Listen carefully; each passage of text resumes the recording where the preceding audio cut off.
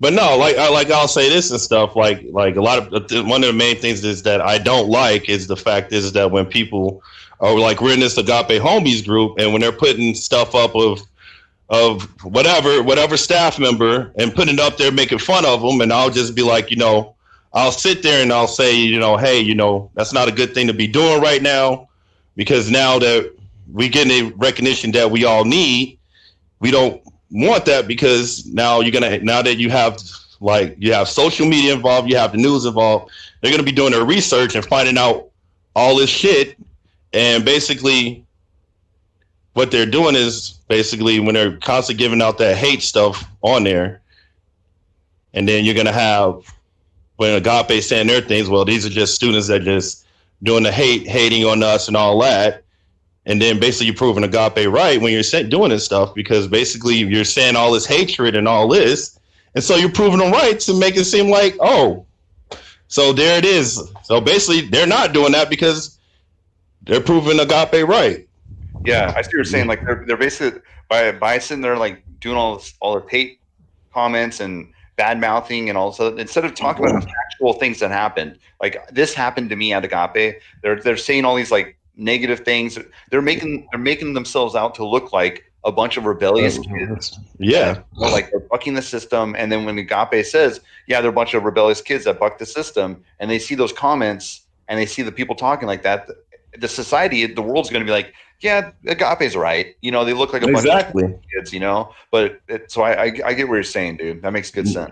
Exactly, bro. So I mean, that's why right now, like in that group, dude, you have to at this point, we got to represent ourselves a little bit better instead of doing all the freaking hating each other and hating on other staff members and all this. When that group is supposed to be there to reach out for each other and all that. It's not about to talk shit about staff and all that, bro. And when media and stuff are going to see that, instead of an article about Agape, it's going to be more about us, rebellious, and then it'll just be headline rebellious students trying to turn on a boarding school. Yeah, that's a good point. We're done. Before we all get it, before we end anything, come on, sing it with me. From the very start.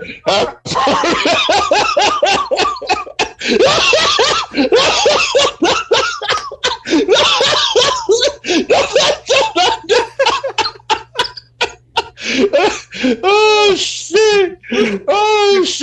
Somebody posted that in the freaking in the Agape homies page, like that. Basically, the Do Right song is a song we used to sing, Jason, like every night at chapel. And like, so I still remember it all these years later. But like, someone posted like the first lyrics of that, and I'm like, dude, okay, I'm the whole song's in my head again, dude. Like, dude, that song sticks in my head, even if somebody just says "Do Right" or just saying, fuck!" Yeah. Straight up, like, damn it. Oh, okay. Well, let me stop the recording now. Hold on.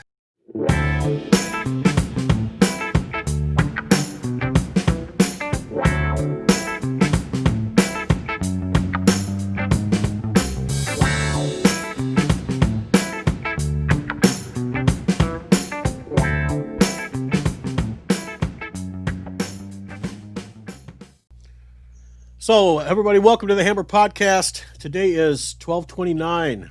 Hope everybody had a very Merry Christmas. And hope to have a Happy New Year as well.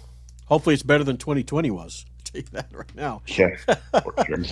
Fuck 2020. Right? Make sure you subscribe to the channel, everybody. And want to thank James Griffey for being on the podcast today. He's always the ever faithful James Griffey. Can I say that one, James? Is that one better? That's good. My girl appreciate that one. At least he didn't say fruitful or anything like that. Abundant. Right. Today we have Niles on the podcast. He was there at Agape from 1999 to 2002. You can tell a story today, Niles. The floor is all yours, my friend. You go ahead and take it. Oh yeah.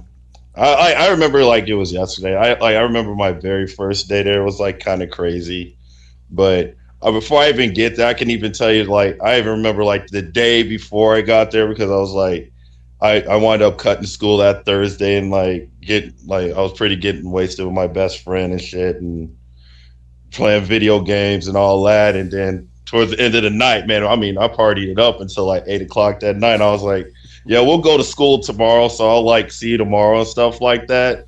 So I'll come to your place, or you can come knock on my window in the morning. And after that, I went home. I was in bed by like 9:30.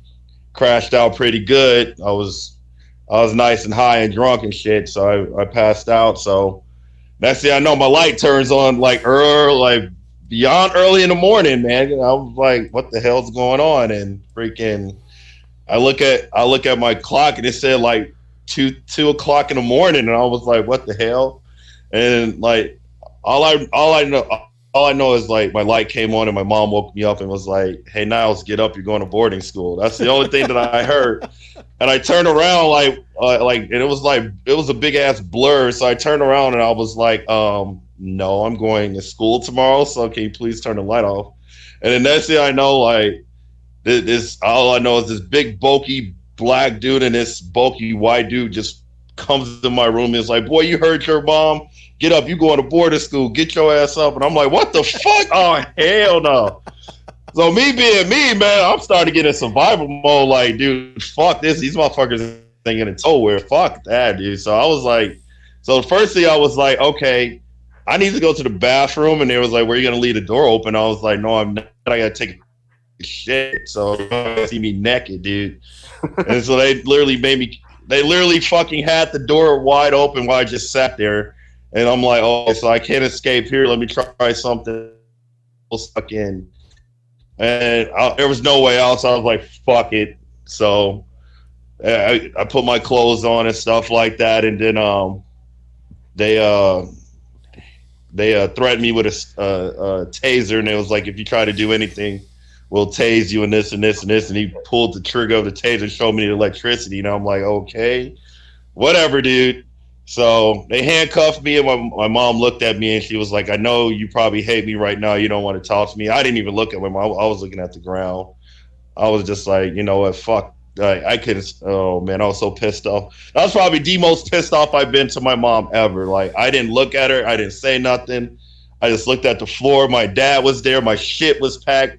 And before that, my sister warned me a month before that while my mom and my brother was on vacation, like they went to St. Louis and they were going somewhere else, and my sister warned me, but I didn't believe it because I always got threatened with the boarding school thing so many times, so many. So I'm thinking, and I always made the comment, well, if you're gonna send me to a boarding school, make sure it's no all boys boarding school, you know. So what wound up happening is, dude, next thing I know, I fucking get in the car. They handcuffed me, put me in the car. All I know is my mom put like $50 to $100 in my pocket, and I wind up crashing in the back of the car. And then I woke up, and I was at Burger King, so I had to go into Burger King handcuffed. And they fed me, they uncuffed me, let me eat, and then cuffed me back up. I was done, and I don't know where we was. I think.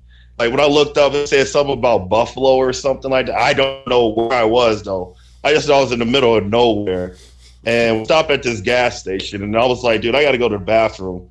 And it was like, okay, handcuff me, and I'm gonna go in the woods and go to the bathroom. So I did. I only walked a little far in the woods, and the instincts kicked in. Like I have $100 in my pocket right now. I can run away, or I can just fucking, or I guess I can go back. And me being me, I'm from the south side of Chicago, so I'm like, you know what, fuck that. I'm surrounded by too many white people, and especially I'm in the middle of nowhere, dude.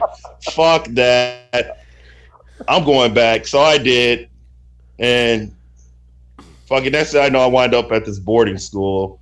Like, I just see this green ass building and shit, and kids marching, and then first thing in my mind, yo, hey man, where the bitches at? Like, what the fuck? Where the girls at, man? And next thing I know, I wind up, man, they was all boys boarding school, and I'm like, what the fuck? Man, come on, man. I'm like, oh, hell no. So like, you know, then they had this, one of the students come in that was a burgundy, and who was it? Oh, it was, you remember Brother Vanderkoy? Yep. Oh yeah. he was the one that he was the one that like registered me in and all that and telling me the rules and this, and I'm just thinking like, okay, whatever. And it was Friday and shit like that, and I know it was a little because I got there a little bit like around 4 o'clock because when I got out there, like the first person I talked to was you. I remember because you were sitting outside where we always go when we had to walk outside to the fucking kitchen to get our food, and it was pizza night. And fucking, you were sitting there with your blue jacket on, Drew, and your staff jacket, and fucking talked to me a little bit. And I talked back to you and shit. You're like, yeah, you from Chicago? I was like, yeah, yeah. You know what I'm saying? Like, I mean, and then, of course, I had a bunch of the students like coming at me and stuff like that, like trying to talk to me, like asking about Chicago, and of course, for me, it was a culture shock, bro, because I'm thinking like, okay, like it was only 4 black people at the time. No, I think it was like 5 of us, and then I'm surrounded by a bunch of white kids, dude. So it's a big of a culture shock for one, dude. So yeah. You know, I'm being out of my comfort zone and shit like that. I mean, like it wasn't that I was racist or prejudiced or anything. It's just different. You know what I'm saying? I'm in the middle of fucking nowhere, don't know what the fuck's going on, and then here I am, and then like so like the weekend hits and I'm fucking doing slave work and shit. Like, what the fuck is going on? Like, what did my mom put me into, man? Because it was the weekend and stuff like that. And we go to church on Sunday, and then I remember the first morning they was like, yeah, we got to do Bible reading, this and this. And I was like, what the fuck? I don't want to fucking read my Bible. And everyone's like, you have to, or there's going to be a consequence. I'm like, dude, what type of school is this, man? Motherfucker, I thought in the Constitution, man, we got to, it's a freedom of religion, not forced on, you know what I'm saying? What the fuck? Man. Yeah. But you know, I fucking, you know, I was just like, whatever. So I just put my face down in the Bible and just fake like I was reading it. I really wasn't. But I mean, the crazy shit, like the crazy shit really kicked in on me was the first day of boot camp and shit. And like, that's when like reality and survival mode kicked in on me, because like, and it all depends on, like, the thing is, dude, at that place, dude, it all depends on who your buddy is too. They call it the buddy system, and it all depends on who your buddy is and shit like that. Like, you get a cool ass buddy, or you get the most jerkiest buddy ever, man. Yeah. And I forgot who my buddy was, but all I know is like eventually my buddy wound up being like about a month later was Jeremy, and he was a fucking asshole at first, dude. Oh, yeah. Now make sure, Niles, when you say names, just say the first ones. Yeah, or the last name. So you know we all know him as Sather. So you just say one or the other. Oh yeah, his name was Jerry. Yeah. I remember him like for the longest. I could not stand him, and I'm like, damn. But all right, I'm getting too far ahead. But the first day of boot camp, dude, it was like insane. Like, and they had the most jerkiest burgundy shirts watching us. Like, you know what I'm saying?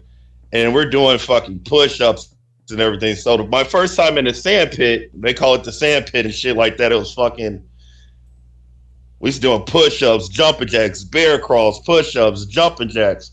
And one of the burgundy shirt guys was trying to boss me around since I'm a newbie, and he fucking grabbed the volleyball.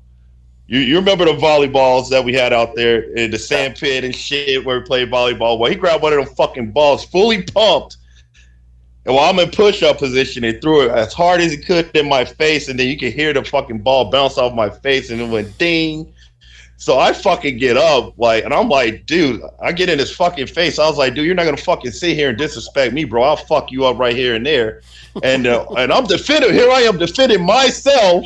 Didn't do anything wrong. I'm self-defending myself. And fucking brother Vanderquake got up off his chair, came full blast at me, and fucking tackled the fuck out of me, like as hard as he could. He fucking tackled me as hard. I mean, he just like, man, you ain't gonna think you're gonna take over this school, this and this, and just tackle me, bam, and then I try to get back up, and then fucking slam me back on the ground and grab my face and slammed it in the sand. And I'm like, what the fuck's going on? He just kept pushing me into the sand and shit. Like, it was crazy. I'm like, what the fuck? And I was like, dude, I didn't even do anything wrong. Like, I'm sitting here defending myself, and then the only thing that the dude got was push-ups. Right? I'm like, what the fuck? He the one that started it, not me. I was defending myself, but here I am defending myself. And of course, the first thing that instantly, man, my mom put me in this racist ass boarding school. So then after that happened, I had to go see Brother Burton. He goes by Burton. So, right, that it was Burton. No, Burton. Well, actually, Niles, on the names, we if you just say the last name, just the last name, like that'd be bad because he has to bleep whenever you say the first and last name. He has to go back and bleep it out. So because legally we can't have the full name in there. Right. So if you just say Burton, that's cool. All right, cool. All right, yeah, make sure you beat that out there. Yeah. All right, no, but Burton, man, he so I got written up, so Burton came, and I wind up going into this back room where we all used to go, where the dining hall was at first, and there was a door, and it leads to a back room, and so of course he made me put my hands on one of the woods and bend over, and he freaking swatted me like 6 times as hard as he could, dude, and I'm really crying now, dude. I'm like bursting in tears, and he's like, Burton's talking to me, and he's like, I know what you're thinking, like, you're thinking this is a racist boarding school and this and this, but just to let you know, one of my good friends are black, and he actually comes here and all this, and so it's not like that. And of course, in my head, I'm thinking, man, bullshit, dude. Like, I'm getting swatted for defending myself. Yeah. Like, what the fuck? Isn't that what they always say? Whenever they do something to a black person, they always go, well, I have black friends. Yeah. Dude, I get that all the time. Dude, I get that all the time. Even, I'm not racist. I have black friends, but then you sit here, you just called me a nigger or some shit like that. Like, really, bro? I'll be like, just shut up, dude. Just shut up. Man. Yeah. But dude, that's wait. I'm curious. How old were you at this time? How old were you when you got sent to Agape? Oh shit, freshly 16. Like, I was 16. Yeah, I was 16. And just to give people listening to this an idea, because I remember when you got there, dude, you weren't some little dude. You walked in and we were like, everyone was like, oh, fuck. Like that dude. You were like 6 foot or something, right? Like 6'2"? Yeah. This guy's 6'2", right? Like, and he's big, man. Like, not fat. I'm talking like, dude, it looked like he could throw down pretty hard. And here he is being bent over and spanked. Right. By the pastor of the boarding school. And he's being told, like, we're not racist, man. I got black friends. Man, right. After, dude, the whole time, I'm like, dude, I didn't even do anything wrong, man. And I'm like, and of course, the main thing I'm worried, man, when can I talk to my mom, dude? When can I talk to my mom? And of course, I tried to do the letter thing. I wrote letters to my mom and shit like that. And they read our letters and stuff like we're in prison or some shit. Like, they read our letters and everything. And of course, like, one time I wrote a letter saying I'll behave, I'll do good. I promised I would. I wrote this letter. I want to come home. This and this and this. And of course, like, and then Brother Burton just yelled out from across the dining hall.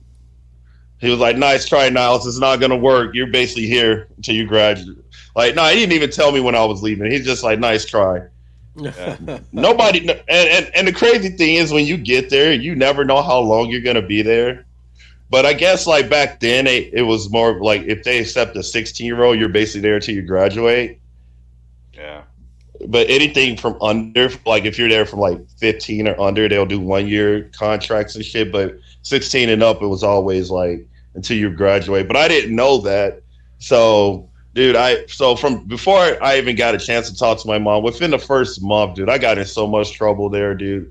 From, like, for me, I'm the joke. I was one of the biggest jokesters at that school, dude. Like, I joked about everything, dude. I had people just rolling and like slang talk, all that shit, dude. And fucking one day I was joking with my buddy and stuff because he made me do push-ups and like I was. Because you could be no more than 3 feet from your buddy. So I was like, hey, look, I'm 5 feet away from you.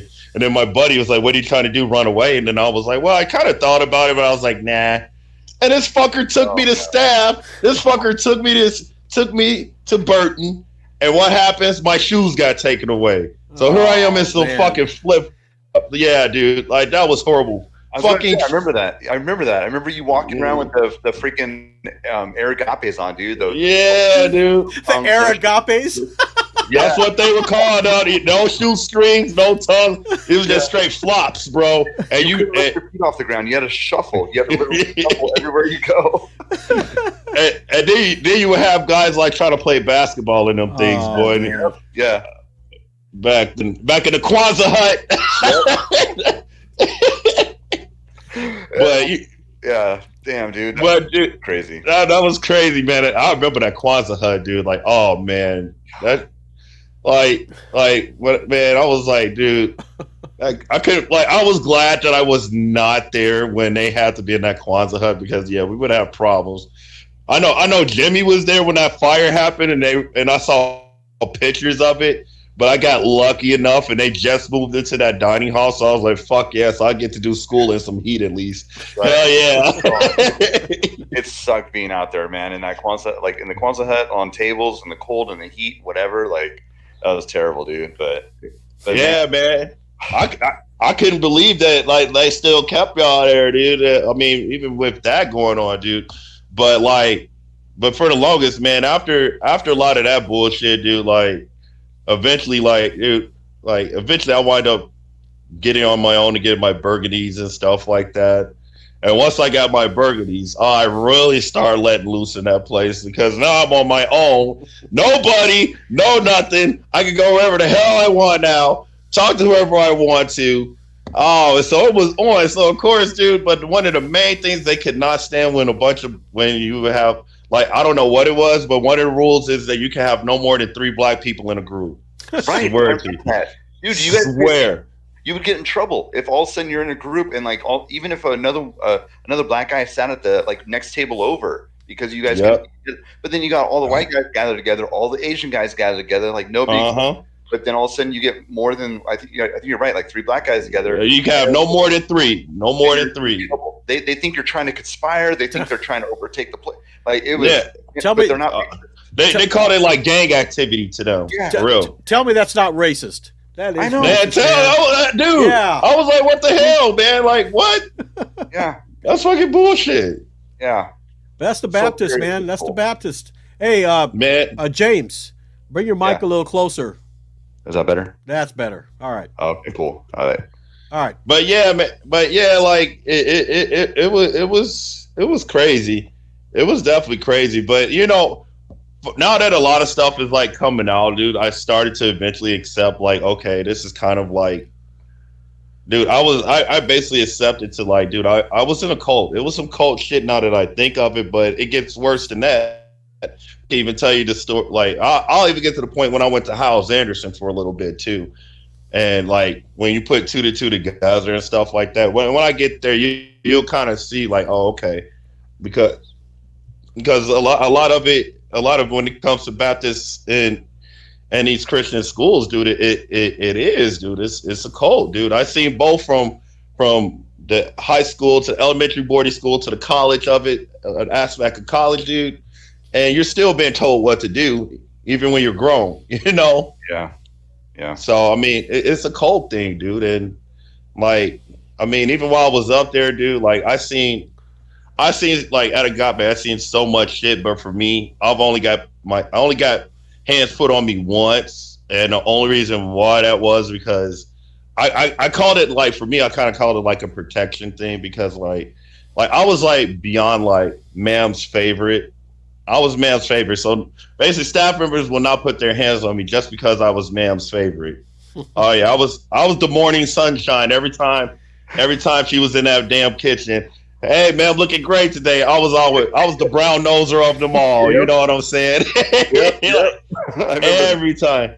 Dude, every time. And like, so, and dude, there was one time like I wanted out of Agape and I tried to go to Trinity, but man was like, no, you can't take my morning sunshine. So even Brother Brian was like, nah, man, you can't.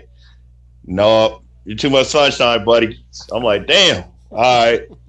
Because it seemed like Trinity had a little bit more more freedom than what Agape did, though, because they kind of did, because they could like go to parks and stuff. They were playing like softball and stuff like that, and I'm like, man, I want to be doing that, man. Dude, I've talked to some guys now that went there, and I hear about how it was over there. Like I remember being at Agape and being like, dude, that's like heaven over there. Like all the shit they're doing, able to do. But then I heard from guys, and they're telling me how it was. They're like, dude, we wanted to go back to Agape like that because Trinity was ran by Brian, and he was all fucked up over there, like the way he was treating them and what he was doing. Like, it was not the paradise that we all thought it was, apparently.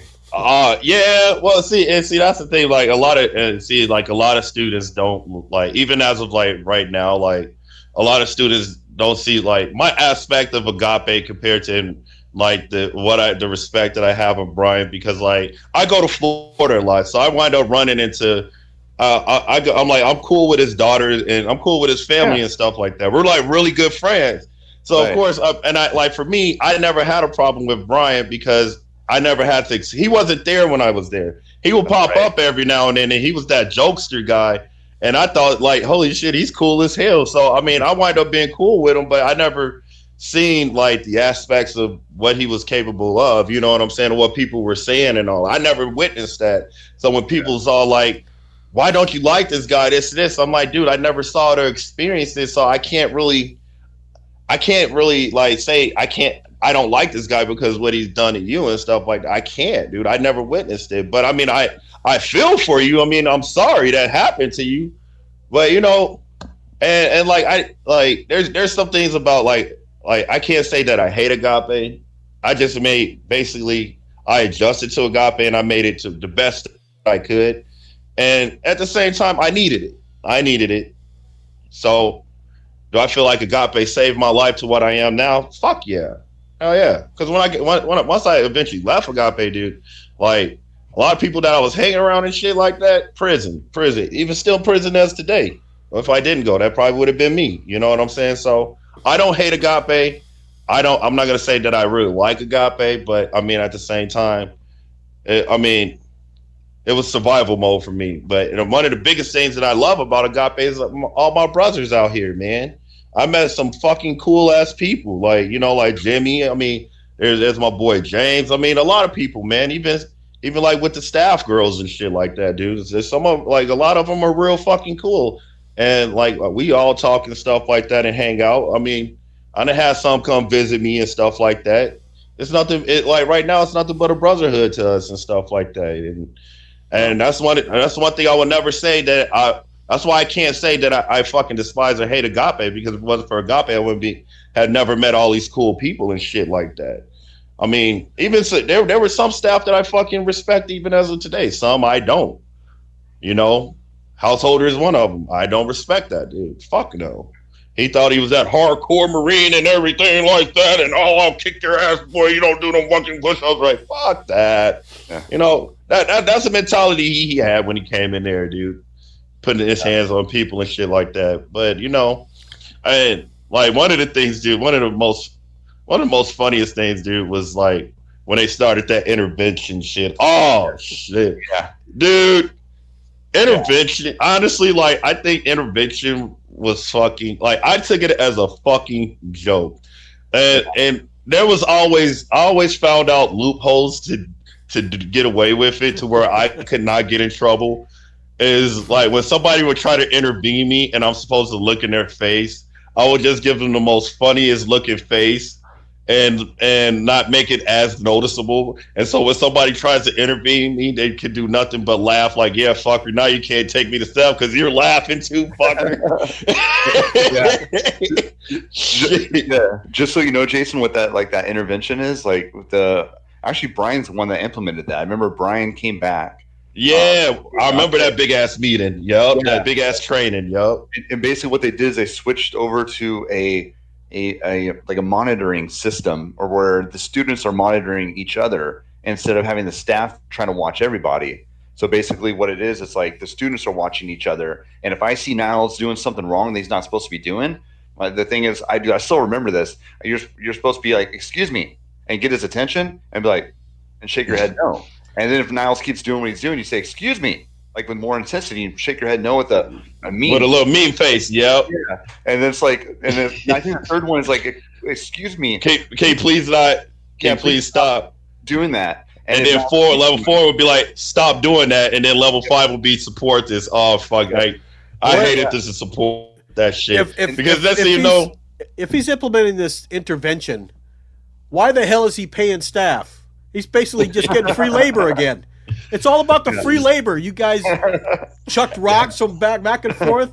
You guys built all those buildings with some help, I'm sure, with contractors, but whatever. Yeah. Free labor. Now all of a sudden, you know. Oh yeah, dude. A lot of that shit when I go up there, like I remember Dumar's house that I did and stuff, and I went there, dude, because I wound up going there. I wound up visiting there before, when I left, because you remember Davenport, don't you? The black preacher. Yeah, I remember that name. Dude, yeah. Even as of today, dude, we're still cool. Like I used to go to church with him, and he's a cool guy. So one day he was like, "Yeah, I'm going to Agape to preach. Do you want to roll?" I was like, "Hell yeah, I'll go." I was like, "Yeah, I'll roll, man." And actually, dude, it was pretty cool. That was like about a year and a half later after I left, dude, and it was pretty cool and shit though. But dude, do you remember? I do. Before I get back into that, dude, do you remember how we used to go to football camp, dude? Yes. And dude, I remember one time I was like, and I forgot who was what staff member was. I think it was Brother Jackson's van that we were in. It was me, you, and some other cool people, and every fucking time we'll be like, "Sit, come on!" Wasn't that every time a chick was driving by in a car? Yeah, dude. Yeah. Well, I'll be looking like, "Hey, what up? What up?" Oh, dude. I still remember one time where we were driving back from football camp, and there was some cute chick in a car next to me. And I remember, I took my piece of paper down, I waved at her, she waved back, and I took a piece of paper out and I wrote on it. I said, "What's your number?" In big letters, and I put it up to the window, and I was like, and all of a sudden she goes down and starts writing, and I'm like, "Oh hell yes!" And she puts a big 7 up, and I'm like, I write down 7, and I'm looking at her, and her and her mom are just laughing, and I'm like, waiting, and she just drove off, and I'm like, number. And it took me to realize 7 is her number. That's her favorite number. I'm like, oh, you, god damn it! Oh yeah, man, dude. When I found out I was in the truck with you, dude, football camp was legit, dude. Football camp was so fun, dude. And I almost dude, my last time at football camp when I was 18, dude, I was plotting on, dude, because that time that I went to football camp, I was 18, and everybody, and I think you came up talking to me too, because you came up to me because you saw you could see it in my face, the emotion I was having, because I was towards the emotional breakdown there because I was just tired. I was fed up, and I'm near home. Dwight is not too far. Dwight, Illinois is not too far from Chicago, so the whole time and I had that whole week there, dude. I just had students come to me, don't leave. I know you're plotting to leave. I know you're debating. Get in the van. Yeah. And I'm thinking, and I'm like, dude, I don't know, dude. I might literally just walk away, dude. And there's nothing they could do about it because I'm 18. You hadn't graduated yet, though, right? You still hadn't. Graduated. You didn't finish your paces, and it was get your education. At least leave with a diploma, Right, yeah. That was the thing, because it was you. The main people that really hit me to get me to stay was you and Ben. R.I.P. man, Shy, bro. R.I.P. man. And damn, I could cry because talking about that shit. But he dude, man. Oh, by far, dude, definitely one of the favorites, man. I would definitely say definitely an Agape legend was Shy, dude, by far, dude. And because I remember him coming, he knew it because you and him sat next to me across the table. And y'all both look, man, get your education. Basically what you're saying now, get your education and get the hell up out of here. You know what I'm saying? You're so close. And I was like, bros, I was like, Jimmy, shot, dude. I can't do it, bro. I can't, dude. I'm tired. I just can't. I'm fed up. I can't. Like, I want to give up. And y'all talked to me. It was like for like a good 30 minutes, and afterwards, dude, I didn't say nothing to y'all, and I just know I remember it was the end of the night when the whole thing was leaving, and we were all getting on the van, and then all of a sudden you just see me get on that. You saw me get on the van, like you were like, okay, right, dude. And that's before I knew that like credits don't carry out of Agape. You know, like I was just thinking it's good to stay for a diploma. You're almost done. I'm glad we did that because none of your credits you did at Agape would have carried over to go get a normal high school diploma. Yeah, dude. That worked out perfectly, dude. Yeah, and in the long run though, like it was like crap. But I wound up getting lucky because actually there was one that saved that saved me from getting a GED. There was one college that actually took Agape's credits. And once I got credits for that college, dude, that's what saved me. Because once I could get college credits, bro, that's official. So once I got that one half a credit and just kept going, I went to college, dude. I was like, yes, now I can go to college. Actually, good. So that saves me, dude. That one college actually did, dude.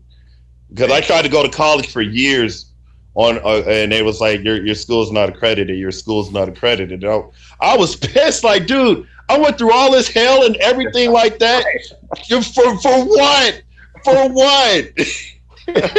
Yeah. Okay, great and mature me, but fuck, dude. I mean, the education was primary number one. I know that was the main focus of it, you know, like having to go to school, do your paces, and graduate, and then exactly. Like, what do you mean none of that counted? Like, oh, dude, I fucking flipped, dude. I remember talking to my friend, and I was smoking, I was drinking.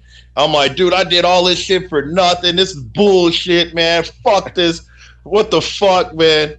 And like, it's crazy though, dude. Like, you know, even as of today, I never told my mom like stuff that went on at that school. Like every time she always thinks one of her biggest accomplishments because how I turned out. Yeah. Is I sent you to Agape boarding school and look what it did to you. And I'm just thinking like, yeah, but there was consequences that you just don't know, but I'm just going to leave it at that. Cause I know my mom's an emotional person and now that she's older and stuff like, I really won't tell her like, you know. Just so you know, like my family, like they heard, like I never told them either for years. And then I did the first podcast with Jason and I just put it all out there. And then my family watched it. And my cousins, which are brothers and sisters to me, like they were like, holy shit, we had no idea. Like, we're so sorry. Oh, like, yeah. You know, but to my other aunt and uncle, same thing, dude, it hurt them. And I felt bad after that. I'm like, shit, like I didn't, none of this I didn't want to make them feel bad, you know? So that's good that you're not like putting your mom through that added. No, dude, I just keep it on a low. Nobody really on my site really knew about it because I really didn't talk about it. And like, until like that art, like I showed my best friends, I call my brothers and stuff. I showed them the article, one of the news articles I was in, and they was like, "Holy shit!" They was really whooping y'all ass like that. I'm like, "You have no idea, bro." He's like, "Dude, I never even knew about that." I'm like, "I never really wanted to talk about it, but now, I mean, I don't mind talking about it, but I mean, like, do I have like?" Even as of now, like the PTSD thing for sure.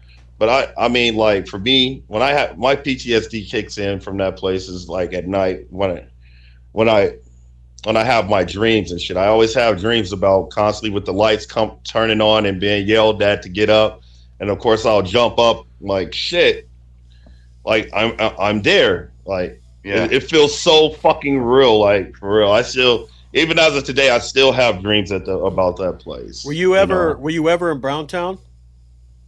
Well, they didn't have Browntown back then. It was just you'd be in boot camp, so you'd actually have orange shirts. Those were the people that were in boot camp. So yeah, okay. And you spent a good time in boot camp, if I remember correctly. Even though he had a great attitude, like he was such he's the same guy now he was back then. You know, it's hard not to like this guy. You know, so like, but they have to break you when you get there. So like, they pushed him, and they tried to be hard on him and stuff, but he was just laughing and joking and having a great attitude. And they don't. That's not what you're supposed to be. You got sent there because you have problems, and they got to work them out. You know, so throwing the ball at his face and doing stuff like that was trying to push him. But this is who he is. You know. Yeah. Right. honestly, dude, I've never changed. Honestly, dude, and like, and I mean, I'm still the same person, dude. You're right, dude. I am. I'll never change, but and that's the thing. They wanted to change me, but I never would, dude. Like, I would say towards the end though, like, because I remember like towards the end, because I wind up getting close. My paces wind up getting done at like January 2002, and when I was close, I remember around December that Vanderkoy wind up making me first. I was a bathroom guy. I'm like, holy shit! I started getting buddies to a bathroom guy, and then he made me I was only section leader for a week, and then as soon as I got done with my paces, I remember, dude. As soon as I got done, and dude, I will say, man, like, if it wasn't for Brother Lenz, bro, I probably wouldn't, dude. I wouldn't have got that algebra done, dude. But he helped me out on that fucking algebra, and he's graded my pace, and he showed me. He's like, "You're done," and I gave him the biggest hug ever, dude.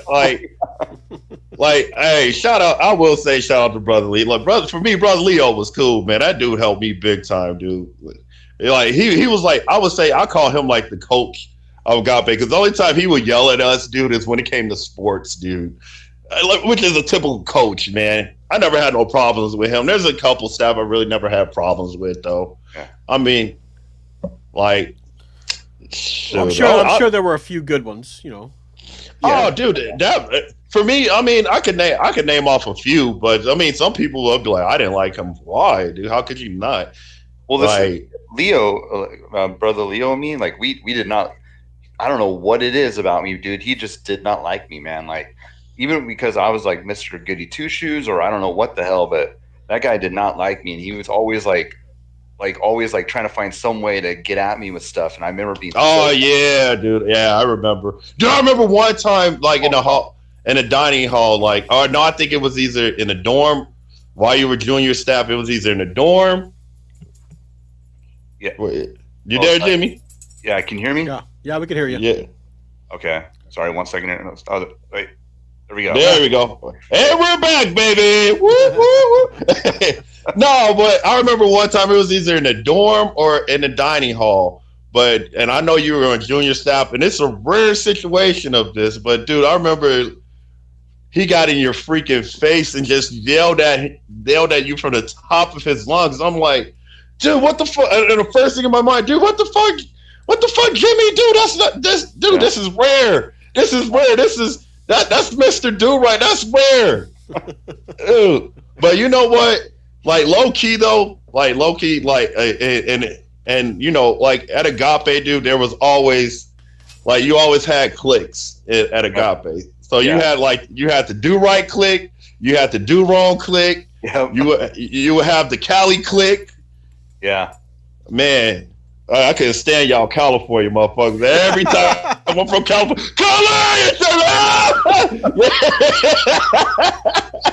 I'll be like, shut up, shot town. Yeah. But yeah, man, that was the Cali clique and all that, man. So me being me, I wind up creating a clique, man. Like we had this foosball table, so I wind up making a clique, and I started calling it the one clique. And then somebody made the two click, and it was like in the one click, it was like me. You remember Simpson? He was in it. Norwood. And then it was somebody else. And then you couldn't have more than that though, because I mean, right there, like. It was like a bunch of us in the one click. It was a couple of other ones too and they were really good at foosball. No, it wasn't foosball. It was foosball. One click had the foosball, and then we got the tennis tape, ping pong. That's what it was, ping pong too. So we have foosball and ping pong. Those are our main two things, especially when the ping pong thing. So I had people good at foosball and ping pong, and then somebody created the two click.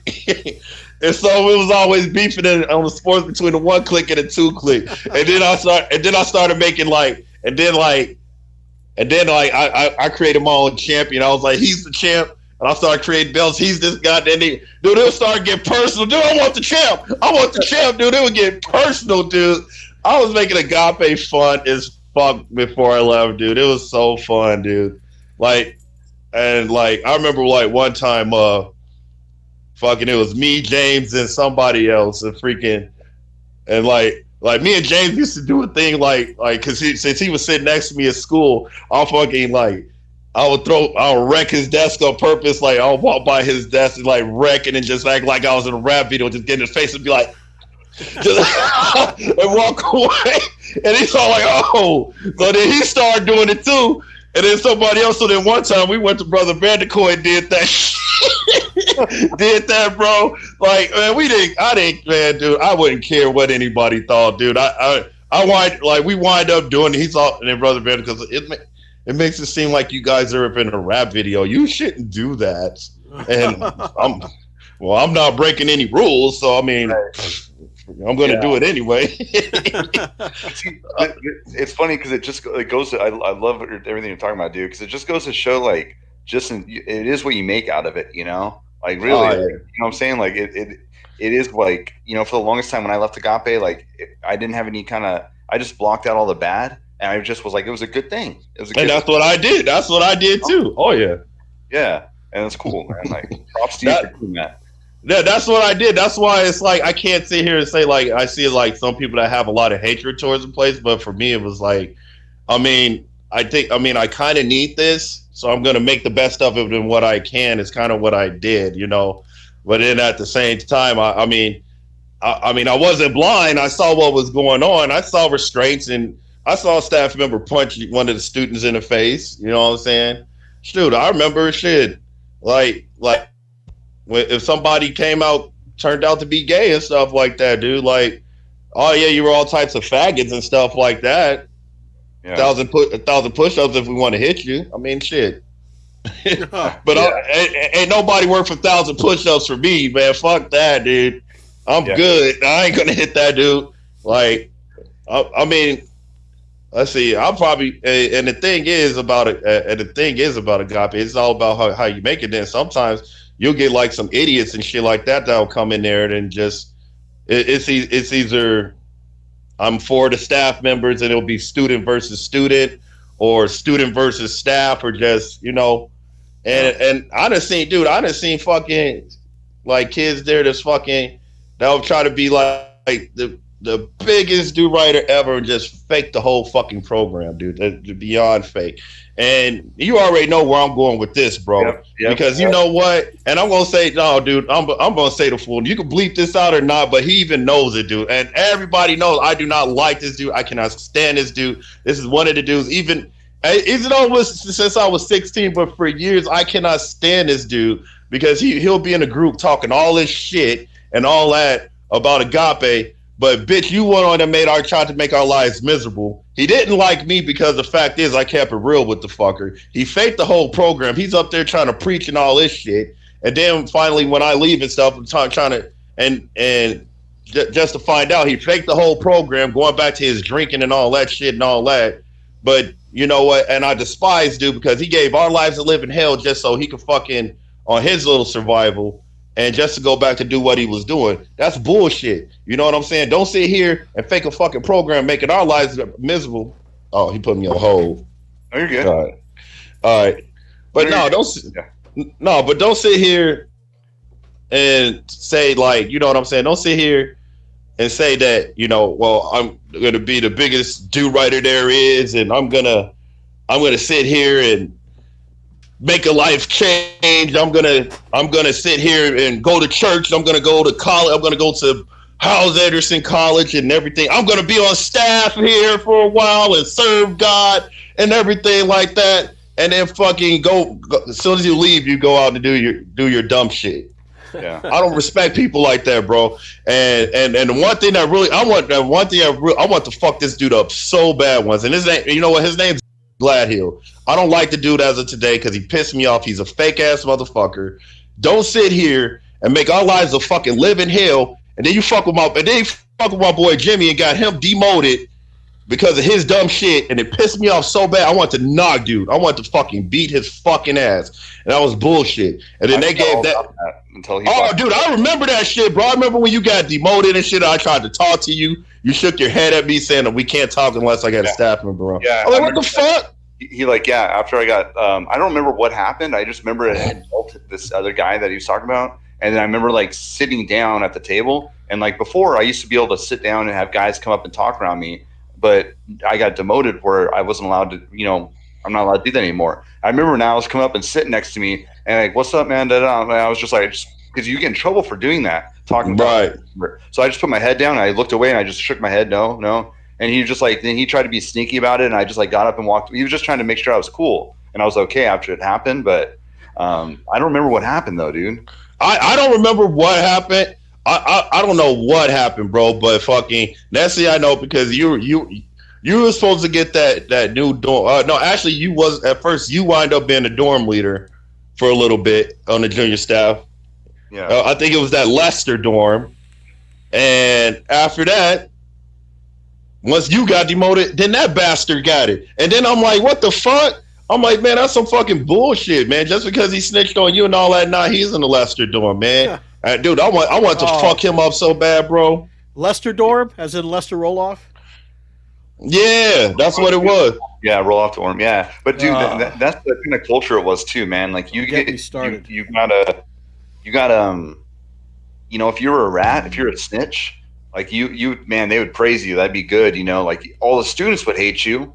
You'd have like no friends, but the staff would be like, oh man, hey, we can count on this kid to be a snitch. Oh yeah. Oh yeah.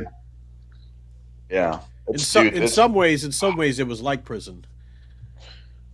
I mean, somewhat, yeah. I mean, yeah, fuck it, yeah, it was. I mean, honestly, and it was. I mean, the guards, prison guards love snitches. You know what I mean? oh yeah. I mean, if you put it that way, hell yeah, man. And like, I mean, it was crazy because, like, dude, my hood instinct kicked in so bad. And I told Jimmy too. I was like a little sneaky. I want to fuck him up, dude. I was pissed, dude. That shit pissed me off, dude. Because the whole time, like from day one, this dude just all of a sudden he just comes in and all of a sudden he's just Mr. Do-Rider ever since. And that was Vanderkoy #1 guy too, dude. That was Vanderkoy's guy, bro.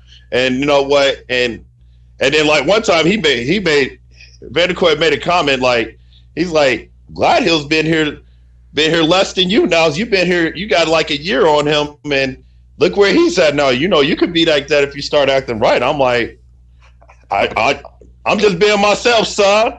Yeah. Me. I will always do a lot of slang talk. I'm just being myself, son. You know what I'm saying? And nobody would fucking a lot of people couldn't stand it, like, dude. Like a lot of people, and then like when I would pronounce Brother Burton name, I'd be like, "What up, Brother Burton? What up, man?" I would do a lot. I was doing a lot of slang talk, man, and he's like, "You got away with it." It's funny. I could just imagine what was going on behind closed doors with the staff members. Like, yeah, that Niles guy. Yeah, he's acting like the typical black guy. You hear that slang that he's talking? It's the whites. It wouldn't surprise me, but it wouldn't surprise me that would be Stan, bro. It wouldn't. It wouldn't. But it was crazy though. But I mean, honestly, for me, like when I got done, dude, honestly, like it was crazy though because like honestly, I didn't want to go, and it wasn't. It was hard for me to literally to walk out that door. I guess because I'm leaving all my guys behind and stuff, and here I am about to go back home and stuff. And at first I was like, yeah, you know what, fuck it, I'm gonna come back on staff, which I was planning on. But once I got a little taste of home, behold, there was a fucking dude. I had a welcome home party. I come home one day, everybody, my family and everything, and a half gallon of Bacardi. Oh. Dude, I got so fucking drunk coming back, dude. Oh man! And speaking of Bacardi, dude, hey, dude, do you remember our graduation around June, around our graduation? Because I know you walked in 2001 with me as well. Yeah, 2001, yeah. But Oh, dude. So, like, we all had this, like, we had a, what was it? Dude, after the graduation and stuff, you got everybody on campus and stuff like that. That's out in Stockton town, dude. So it's like, so I remember one time, dude, we wind up, you remember the Stockton Square, bro? Yeah, the little crossroads, whatever. Yeah, dude. There was a big shindig going on over there. So I wound up at the Stockton Square. Mad honeys out there and everything. And everybody from the school was over there. We were all talking and shit. And we were talking about having this fucking party after the graduation and shit. Cool. So I'm like, all right, bet. So, and at the time, like, my sister bought me a bottle of Bacardi and stuff like that. So when I wound up going back to the trailer that we rented out at this hotel, it was a little badass trailer too. That damn thing had like 4 rooms in it. It was huge for one of the hotels. And like, instead of a room, they was like, you could rent this trailer out. Shit, and it was dope. So, man, I'm partying it up with my sister. Had some Bacardi, and then I met up with a bunch of other people. But then word got back at Agape. Somehow, some way, there was a party. And so I didn't think much of it. So I was like, man, shit, I ain't worried about it because I have my family vouch for me that I was with them the whole time. So, of course, then this is how fake they could be. Like, dude, that you're never in trouble when your family is around. You're the most greatest student ever. So my mom, like, I wanted to come back in between church and shit, like because we had to be back at church time. Like, we could miss Sunday school, but we had to be back for church service. So just as I got back for church service, here comes Vanderkoy. He talks to my mom a little bit with me and shit like that. So I'm thinking, okay, I'm cool. As soon as she fucking walks, man, I didn't even find a seat for church, man. As soon as she walked out that door, hey, come here. I was like, what's up? What up? He's like, so I hear you was at a party last night and everything, and I hear there was a party and all that. And I heard you were there. Is that true?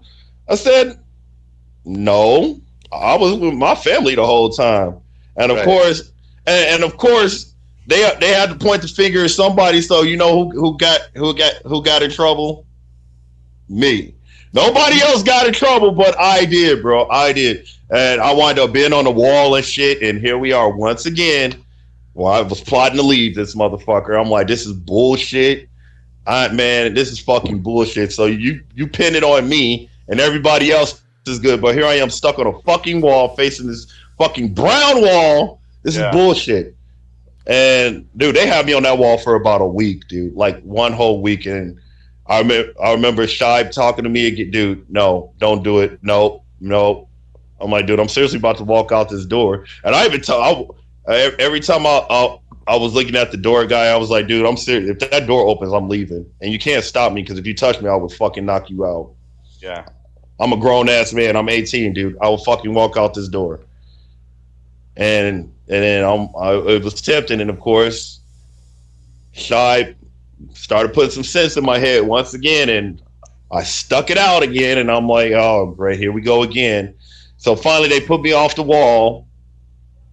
They took me off the wall and shit, but a little before that, dude, I remember before graduation, they put me back in boot camp. And this is how fucking plug Agape. Dude, I did something at a Kansas City airport.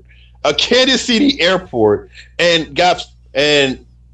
they found out about it. And the whole time, I'm like, dude, it was me and Sather. We was at the fucking airport going home for Christmas. And I was like, and he was like, I want a cigarette. Well, fuck it, I want to smoke too. All right, so we get a cigarette from the guy, we're smoking. And I come back to Agape. Next thing I know, Vanderkoy throws me an orange shirt. And I was like, what the fuck? And he's like, so what did you do he's like, what did you do?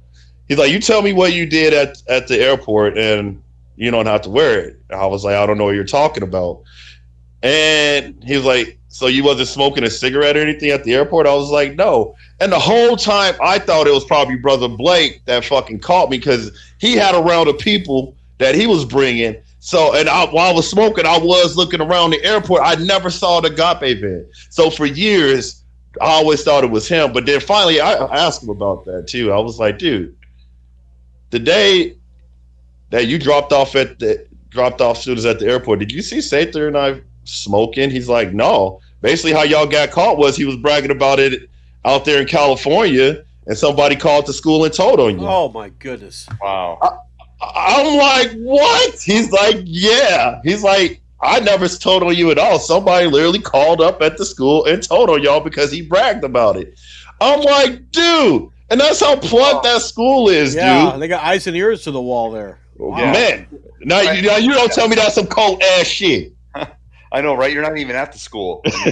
Yeah. But dude, that would happen. Kids would be on visits. I remember that. Kids would be on visits, and like the parents would say, hey, little Johnny did this when he was on his visit with us, and they would tell the school, and the kids would get in trouble back at the school for what they did. It's like, man, it was crazy, bro. That was the thing. But then what was crazy was I was only in boot camp. I got my colors back like what was it?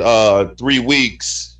No, because actually that happened on spring break. I got my colors back in 3 weeks, and then Sather was still going through a thing, bro. Because basically what I did, I'm already 18, so why are you punishing me now? I'm already 18, so you got to give me my colors back, bro. Right. I'm walking. My 18th birthday, dude, I got my burgundies. I went from an orange straight back to burgundy, dude. I was like, yeah. And of course, ma'am saw me at boot camp, and I was trying to hide. She's like, Niles, don't you be trying to hide. I'm like, shit.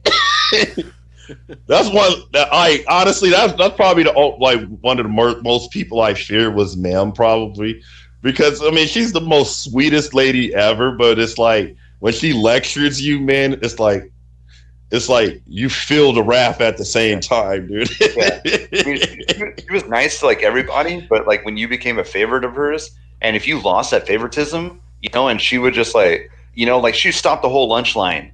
Everyone in the lunch line stop and just be like, what is going on with you? And lay into you in front of everybody else, and like, dude, that was like such a terrible feeling, dude. Like, yeah. Let it feel like letting her down, dude. It was like, damn it. And dude, like, yeah, man. But when it comes to that family, I love them. But like I said, dude, it's like even with the news, dude, I told them I think it's about time to just shut the place down now, man. I mean, enough has been enough, and now eventually a lot of your shit's gonna come out, and now it is. You know what I'm saying? And if this law gets passed, dude, honestly, I don't know if they're a licensed boarding school or not. I don't know, but if this law is passed, they could be shut down again, dude. Yeah. Well, there's just gonna have to move to like do what they did in the past, move to another state that lets them operate the way they want to operate.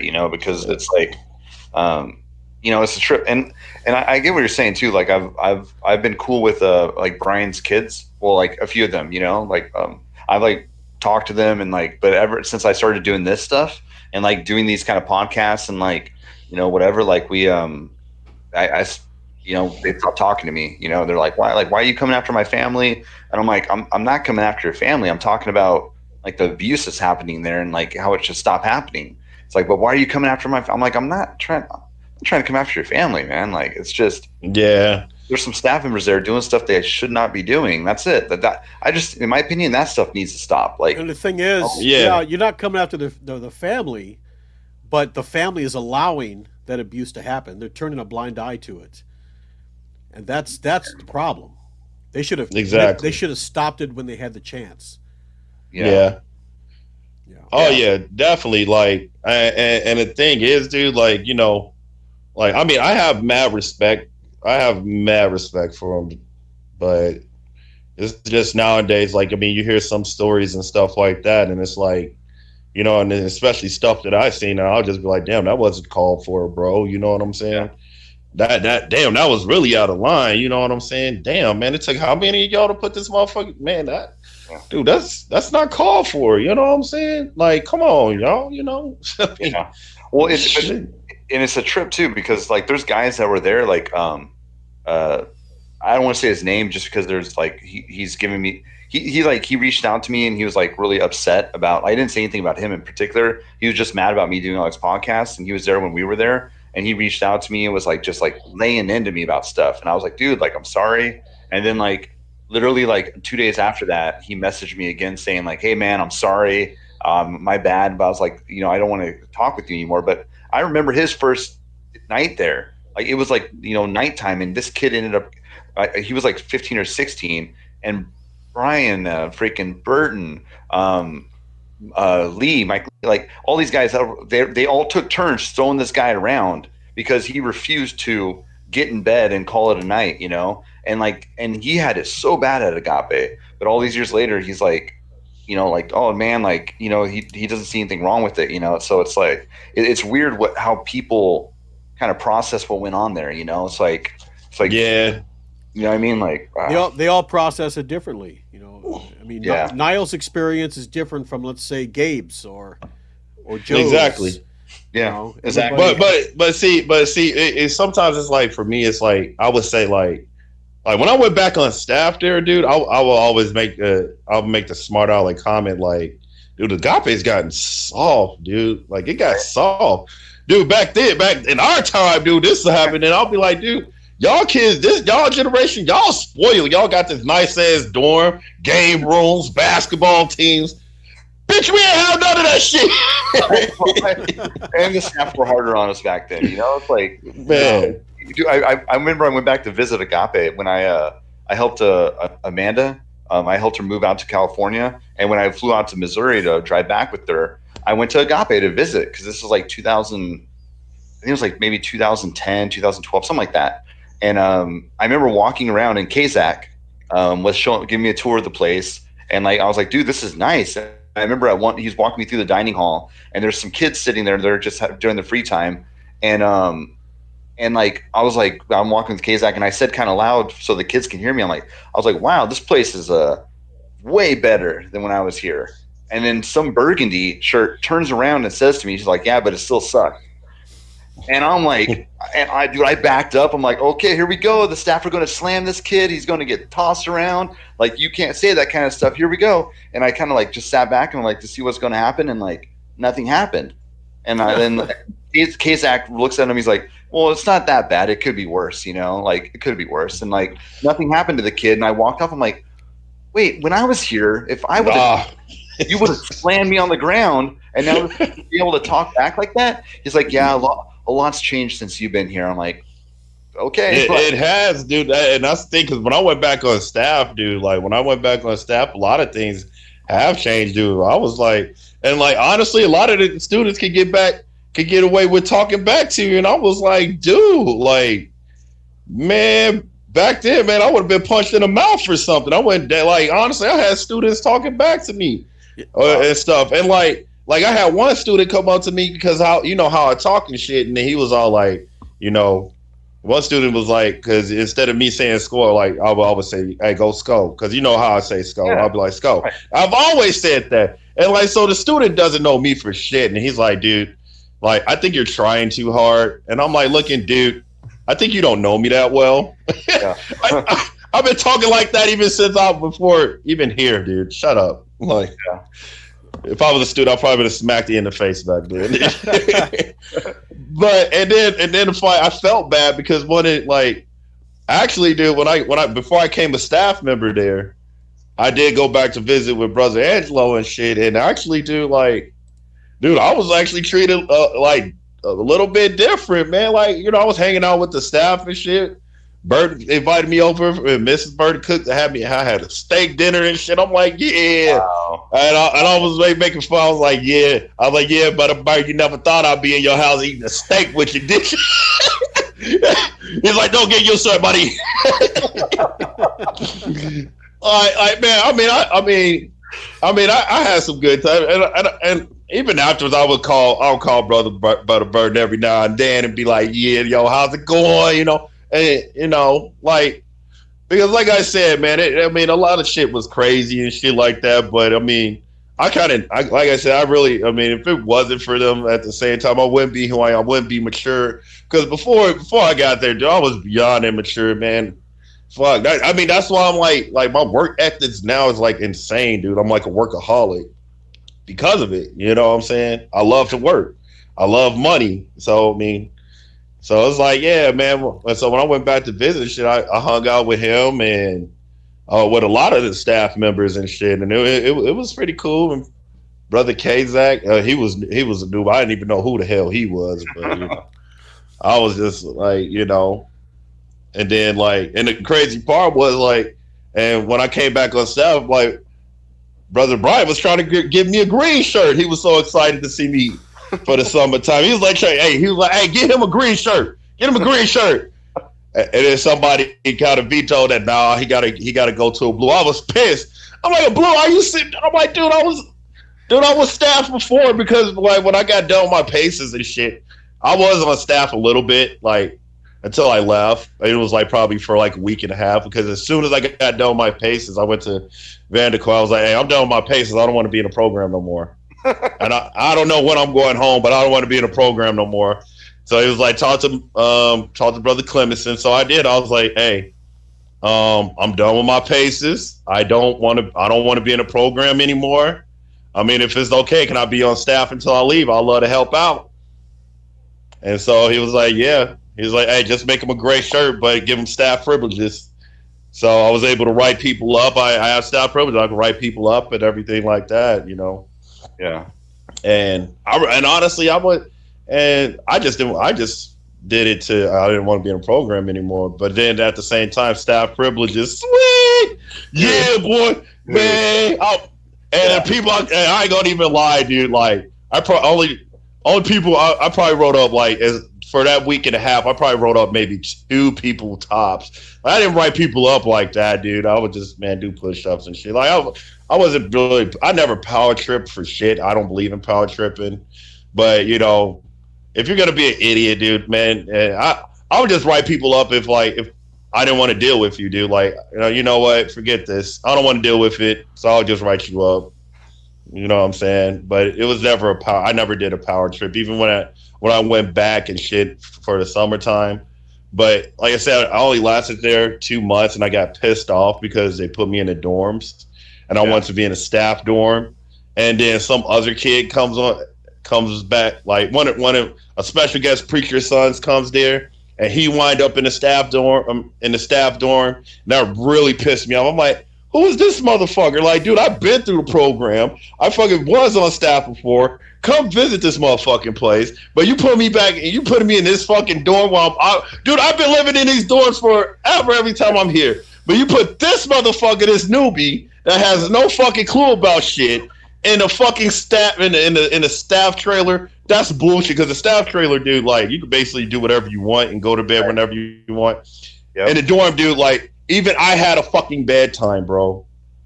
Here I am, 20-something years fucking old, and I had a bedtime. I had to be in bed by 10 o'clock.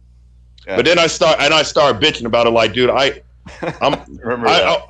started bitching about it. I'm like, dude, I was like, dude, I go to fucking House Anderson College, and I get to go to bed whenever I want to, dude. I was like, man, it's not cool. You're trying to tell me when to go to bed. So finally, it was like, fine, 11 o'clock, which was cool. 11 was fine because I had to be up at 5. So I'll take 11, deal.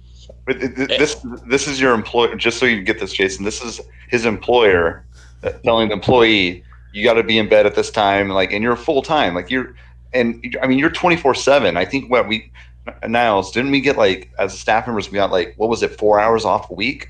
Well, let's see. We would be off a half a day, so basically we stayed for Bible until the kids go to school. So that would be like what. We would be at school by like 8, 9 o'clock, and we would have to be back before chapel or church time, which was at like 6 or 7 or some shit like that. So yeah, that would be it. Just a couple hours off, never no overnights or nothing like that, dude. Right. And honestly, and the pay, dude, like what I mean, like I can't really bitch because like the labor I was doing there, and I did leave early, but Brother Clemenson did put money on my books at school and shit like that to help pay for my tuition. So I can't really bitch too much about the pay. I mean, he still like helped me out on tuition and shit like that, but I was only getting like $200 a month while I was there. Yeah. Yeah, that's. I think I was making 350 a month, 350 a month. But you're Jason. You're working like. I mean, you're just working. You're around the kids all day. Like when you're the staff in the dorms. Like you're watching the kids. You're make sure they get up, shit, shower, shave, whatever they got to do. Get them in, and then put them to bed at night, and then you're watching them throughout the night, and But it's interesting. It kind of makes you wonder. Man. It kind of makes you wonder how much were the other staff members getting paid? Brian, Leo, how much were they getting paid? I think it all depends on who you were, man. Oh yeah, definitely. Yeah. Oh, it all depends on who you are, dude. Because like I mean, you have some that have like some build their houses and shit like that, and I mean, it's a lot to it. But especially like I would probably say the best luxury you could probably get is being a married staff, because they're honestly their shift was fucking an 8-hour shift.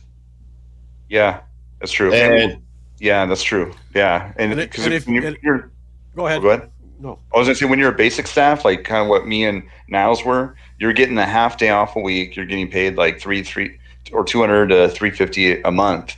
But if you were like a next level up staff member, I'm sure you're getting paid more money. And then you were still working the same hours, but you were getting at least one day off a week where you get literally the whole day to be able to go off campus, do whatever you want, and some even more privileges. But then, if you're a married staff, then, I think it would suck for a married staff because you're working all day with these kids, and then you got to go home and you see your family at night, and you're only getting that short period of time with your family, and you're probably dead tired at the end of the day, I would assume, Oh yeah. But at least, I mean, the one thing about married staff, they still get like one day off. Especially when you're married to one of the Clemenson daughters. Oh yeah, yeah, you definitely get some privileges there. Oh sure, yeah. I don't know. Is there anyone that married a Clemenson daughter that? Oh, I guess there is. There's Brother Graves, huh? I guess he married. Sheriff. Yeah. Yeah, there's him. I don't know. I can't see myself going to bed with a woman. Well, for Brother, I don't know, dude. I can't even say. I wouldn't even say he really has special privileges. I mean, I don't know. I mean,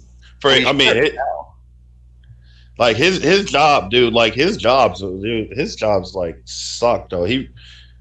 I mean, to us, he was like the medicine guy, and like he was just going back and forth and stuff. But then when I went back on staff, he was like the dorm security and was there at nighttime. He was doing overnights and be home throughout the day and just work overnights and stuff like that. So, yeah, I mean, I don't know if I would call that special privileges. I mean, and then out of all that, he only got one day off, and that was it. So it's like, nah, I don't know, man, because just sitting there in that dorm room for 8 hours, dude, that would drive me fucking nuts, dude.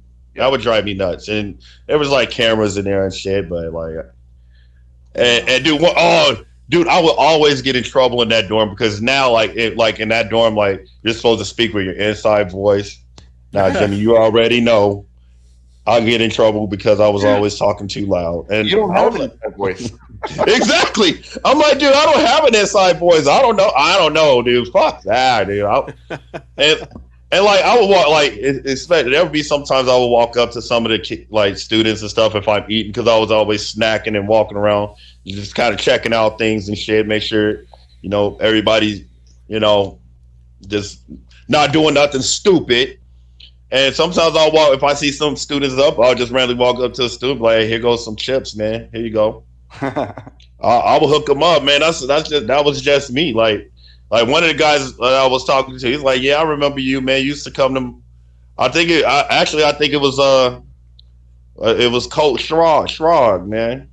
Oh, Colton, yeah. Yeah. I was there. I was on staff when he was there, dude. And dude, I would always walk up to the bump bed, give him a fist bump, and freaking make him get some of these chips, man. Cool. Dude, he's a cool dude, man. Yeah. Like I liked him. He was cool, but I was kind of upset when he was like, he's the Agape golden boy. I was like, no, forget that, bro. I was the real golden boy, man. I was the man's favorite, and I'm still the brown nose of all times up there. So get up out of here, boy. Shoot. If I walked up there right now, man would probably give me the biggest hug. I know. Yeah. Even after watching this, it's I'm sure they're still gonna love you, bro. Like, he's like, Bro, but you know what? And the thing is, nobody really has a right to get me doing this. I'm not like nobody can get mad because I'm not dogging Agape, or nothing like that. I'm not. I won't. I refuse to. That's the thing. Like a lot of people, like a lot of students, bump heads with me. How can you say you like that place, this and this? Well, bro, we all handle things a little bit different. And like for me, I'm just an open-minded person. This is what I do. I mean, what has been done is wrong. You know what I'm saying? What has been done is wrong. But I mean, in the long run, do we really like back in the day?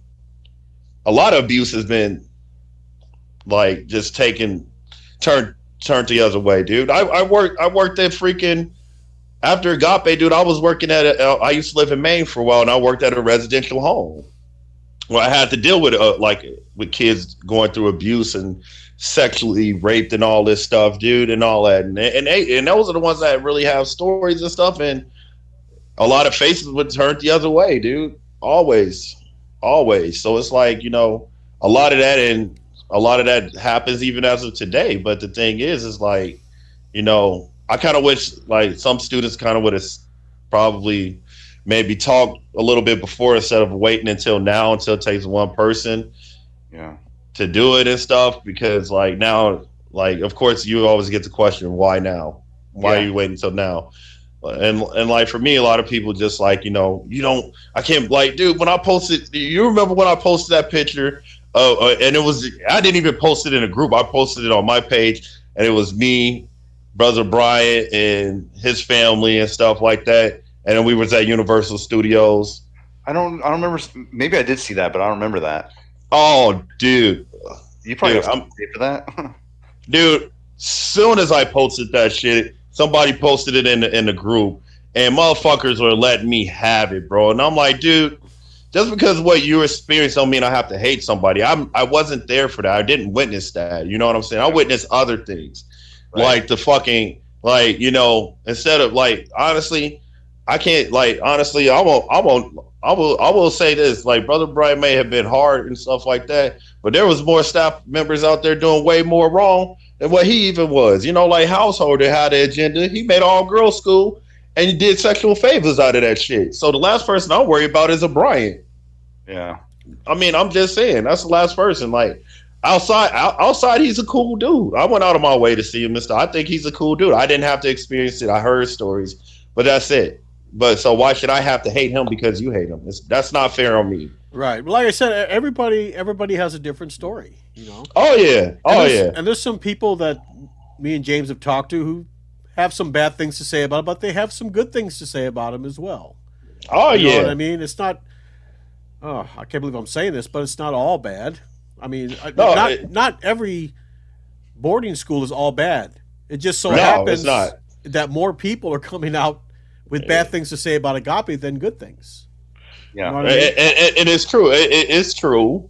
It's true. I mean, you have the rare ones like me that'll be like, well, I liked Agape and stuff like that, but I'm breaking down the reasons why. I needed Agape. I did, because if not, I probably would have been a dropout. So I needed it. You know what I'm saying? So I was there because I needed it, but then in the long run, it's like, hell, I mean, I met some awesome fucking people.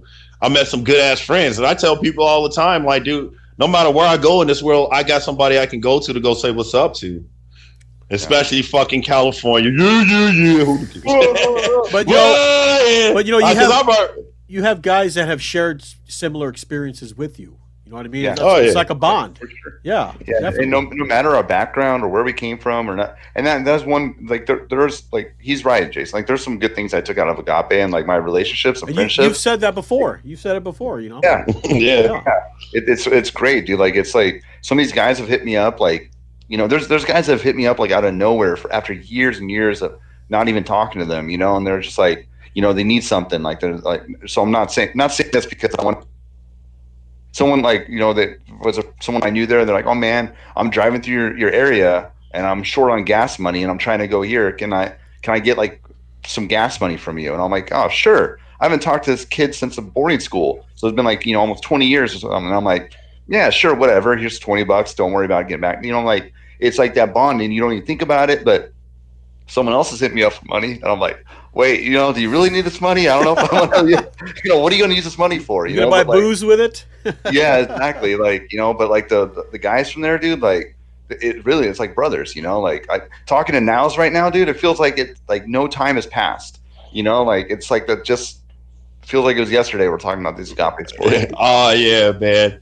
I mean, ain't the only thing that's changed about me, man. I'm fucking getting gray hair and shit. But other than that, I mean, yeah, like, camera, it makes my beard look dark. But if you really look at it, it's like patches of gray. Yeah, that's dude, you still look the same, even from boarding school, dude. I got a picture. I got a picture of you sitting at the door and like, fuck. I was like, I fucking just like, hey, yo, you look out. What? I took the picture real quick though.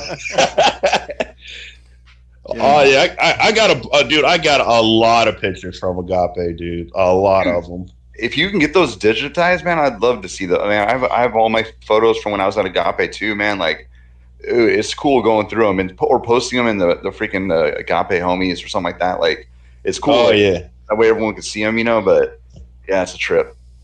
Yeah, man, it's pretty badass.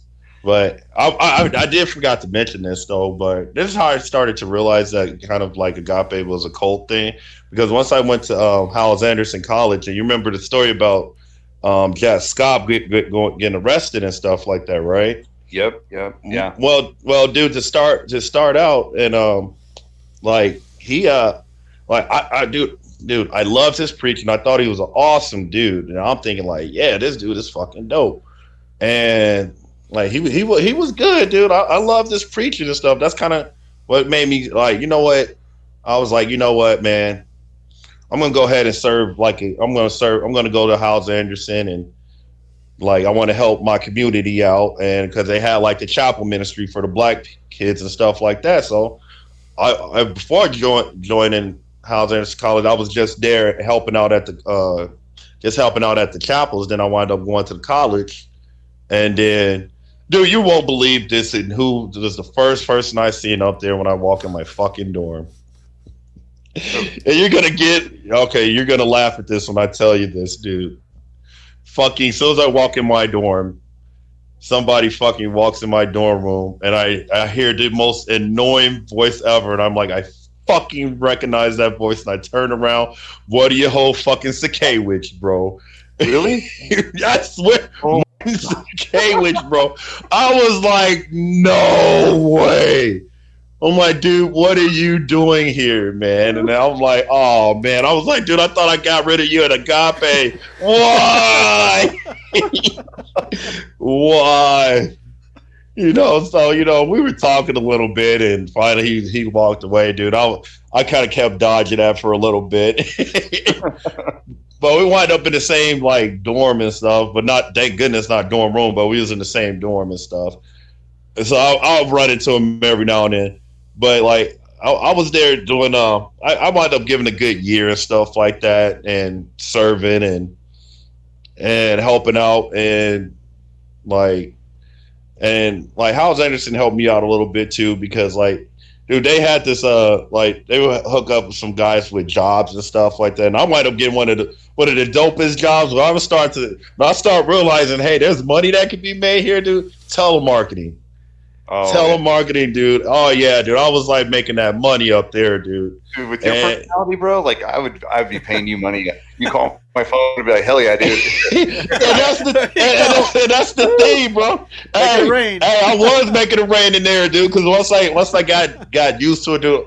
Me and my other best friend up there, dude. We was like the number. I was like number one. He was number two. We were the top sailors in there. And when you're the top sailors in there, dude, I got away with anything in there, dude. Like after, like, dude, I will say this, like, dude, my nickname there was the Niles Rebel.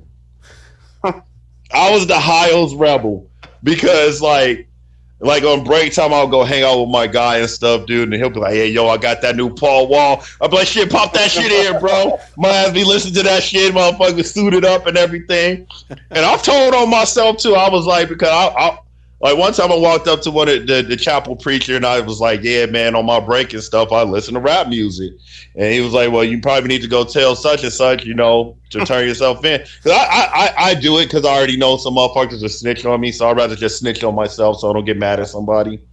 Yeah. So I just snitched on myself, whatever, but I didn't care. So my nickname was the Hiles Rebel. But then eventually one day I fucking, like, after my I did 1 year there, and then I tried to serve another semester, but like one of my best friends wound up getting kicked out of there, and then he got kicked out because of money, and I slowly one day I was in my dorm room, dude, and I woke up one day and I just started packing my shit, dude. Like, fuck this.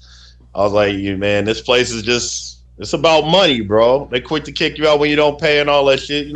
Fuck this. So I packed my shit up, and I was supposed to go talk to Brother Hooker. You remember him? Yeah. Yeah, I was supposed to go talk to him, but he wasn't in his office. So I got to talk. His assistant tried to convince me to stay for fucking.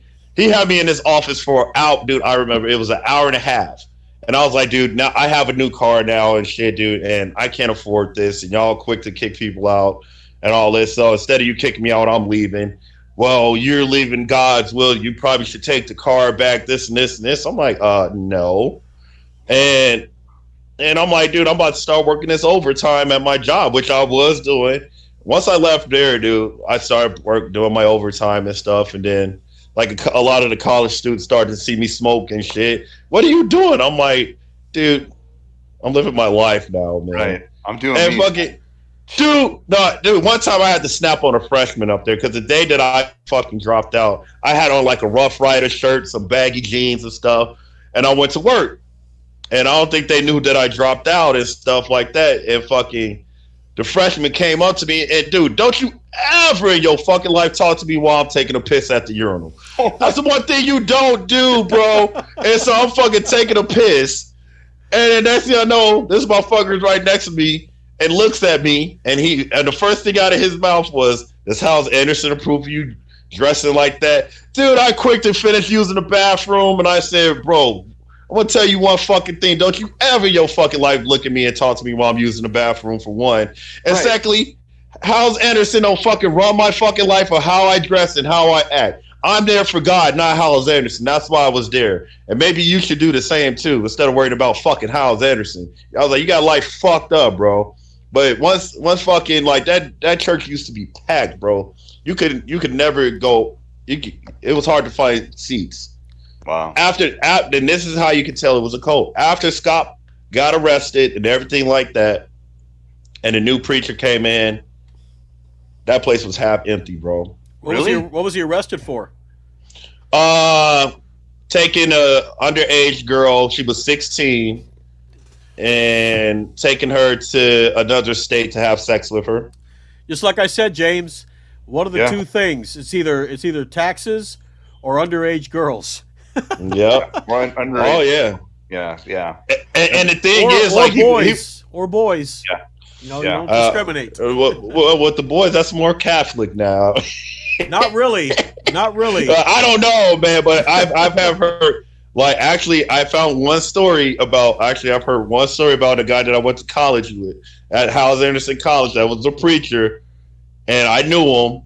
And my ex-girlfriend, which is my daughter's mom, she fucking told me, sent me the article, and then molesting little boys, bro. I was like, no fucking way. And I just made, on me being me, I just made a smart aleck comment. I was like, bro, that's not supposed to be Baptist. You got to leave that to the Catholics, bro. What the fuck, man? I was like, damn, but it goes on. It just, like a lot of people do use sexual favors for religion, bro. And that pisses me off, too. I hate that shit, but that's what happened. And with Scott. And the thing is, and actually, Scott married to Jack Hiles' daughter. Oh. And this is what you do, bro. This is what you do. But I started getting more deep research. I even heard Jack Hiles was more cult too. There's a lot more to it than what you think, bro. But you got to go on YouTube and look at this shit. I started doing my research on the shit, and Jack Hiles. There has been stories about Jack Hiles was sleeping with other people's wives and stuff, and the husband will let them and all that shit because they're listening to their preacher, and that's kind of what happened with Scott as well. That happened with Lester Roloff as well. He had an illegitimate child.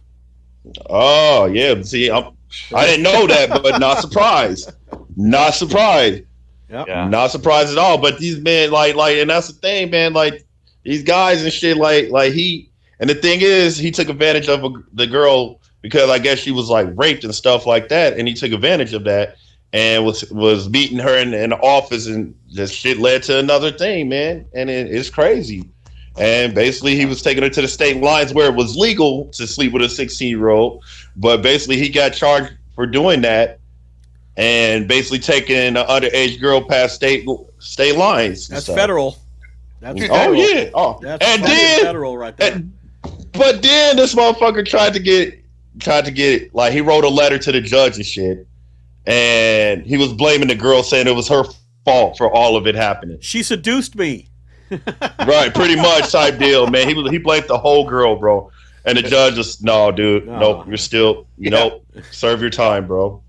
That's crazy. Like, that's a lot of planning right there. It's like, you know what? Hey, I want to have sex with you. You're underage, so I'm going to drive you to another state where I can't have sex with you legally. You know, it's like, Probably and Kentucky. you're married. Probably. Yeah, you're married, and you're freaking like, what the hell? Like, and that's I didn't even know I didn't know there's any state that allows a 16-year-old to legally have sex with an adult like that. Well, Illinois is. Illinois is. I believe Kentucky. I'm not sure on it, but Illinois 6-year-olds can consent. So it all depends on what state you're at. Illinois is 16. I don't know where else. I think Texas is 17, if I'm not mistaken. So. Yeah. But I know Wisconsin is 18. You got to be 18. That's good, man. Yeah. I don't mess with no underage girls. Period. 18 and up for me, buddy. You ain't 18. Kick the boot. Call me when you're 18. I've done that before too. Hey, you hit me up when you're 18. I've done that before. Shit. Like, I don't. But then nowadays, you can't even trust chicks sometimes. Like, they'll be like, "Oh yeah, I'm 18." It's like you hear all those stories where the guy's like, "Well, she said she was 18." It's like, oh yeah. I'm like, oh yeah. Wait till you're 21, maybe 25. Like, let's just really play it safe. You know, I don't want like. Show me an ID. Show me an ID. Yeah, exactly. Yeah. But hey, bro. Hey, do you remember how like? Do you remember like a lot of people like back at Agape though? Like a lot of people were fucking. Like, a lot of people would get in trouble if they looked at the staff section. Yeah, dude. But that's all we had, dude. Like, talking about getting there to boys' boarding school, like, and that's the thing. Like, when you got out of Agape, dude, like, your level of like what you thought a beautiful girl was, like, I mean, you haven't seen a girl in 4 years, like, besides man. Yeah, man. When you know what? When you're thinking Rachel is hot, that's you need help. Okay. Well, your level of sexual tension is high. Straight up, dude. 100%. Like, yeah. Oh my god. I remember. I mean, yeah. When I got out, like, my standards are pretty low. Man, by far mine too, bro. I was like, man, they were low too, dude. Now I'm just like, man, forget that. Like, and then I like look now. I'll be like, what the hell was I thinking? Right. I look back at photos of like the ones that I would look at when I was there, like, you know, because it wasn't illegal and we were the same age at the time, you know. And I remember like looking back and be like, what the hell was I thinking? Like, why was I like that? That's not even my type, you know, like. In Agape, when you're recluse like that, every girl is your type. Oh man, by far, dude. I remember one time, I forgot who it was, but I just remember his first name was Seth, and he was from Illinois. I forgot his last name, and I remember his sister. Like, he had a visit, and his mom and sister came up. And dude, his sister, like, she was like actually really cute, and we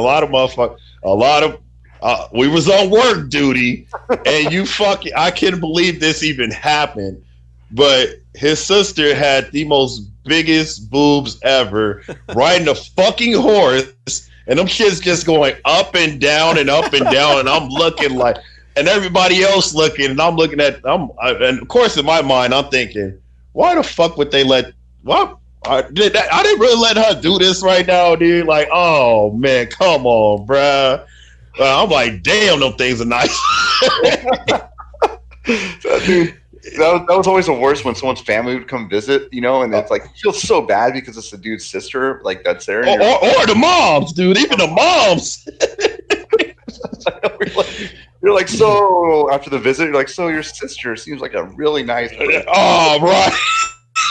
Right. Well, it's like what, dude, hey, you remember Blessman, dude?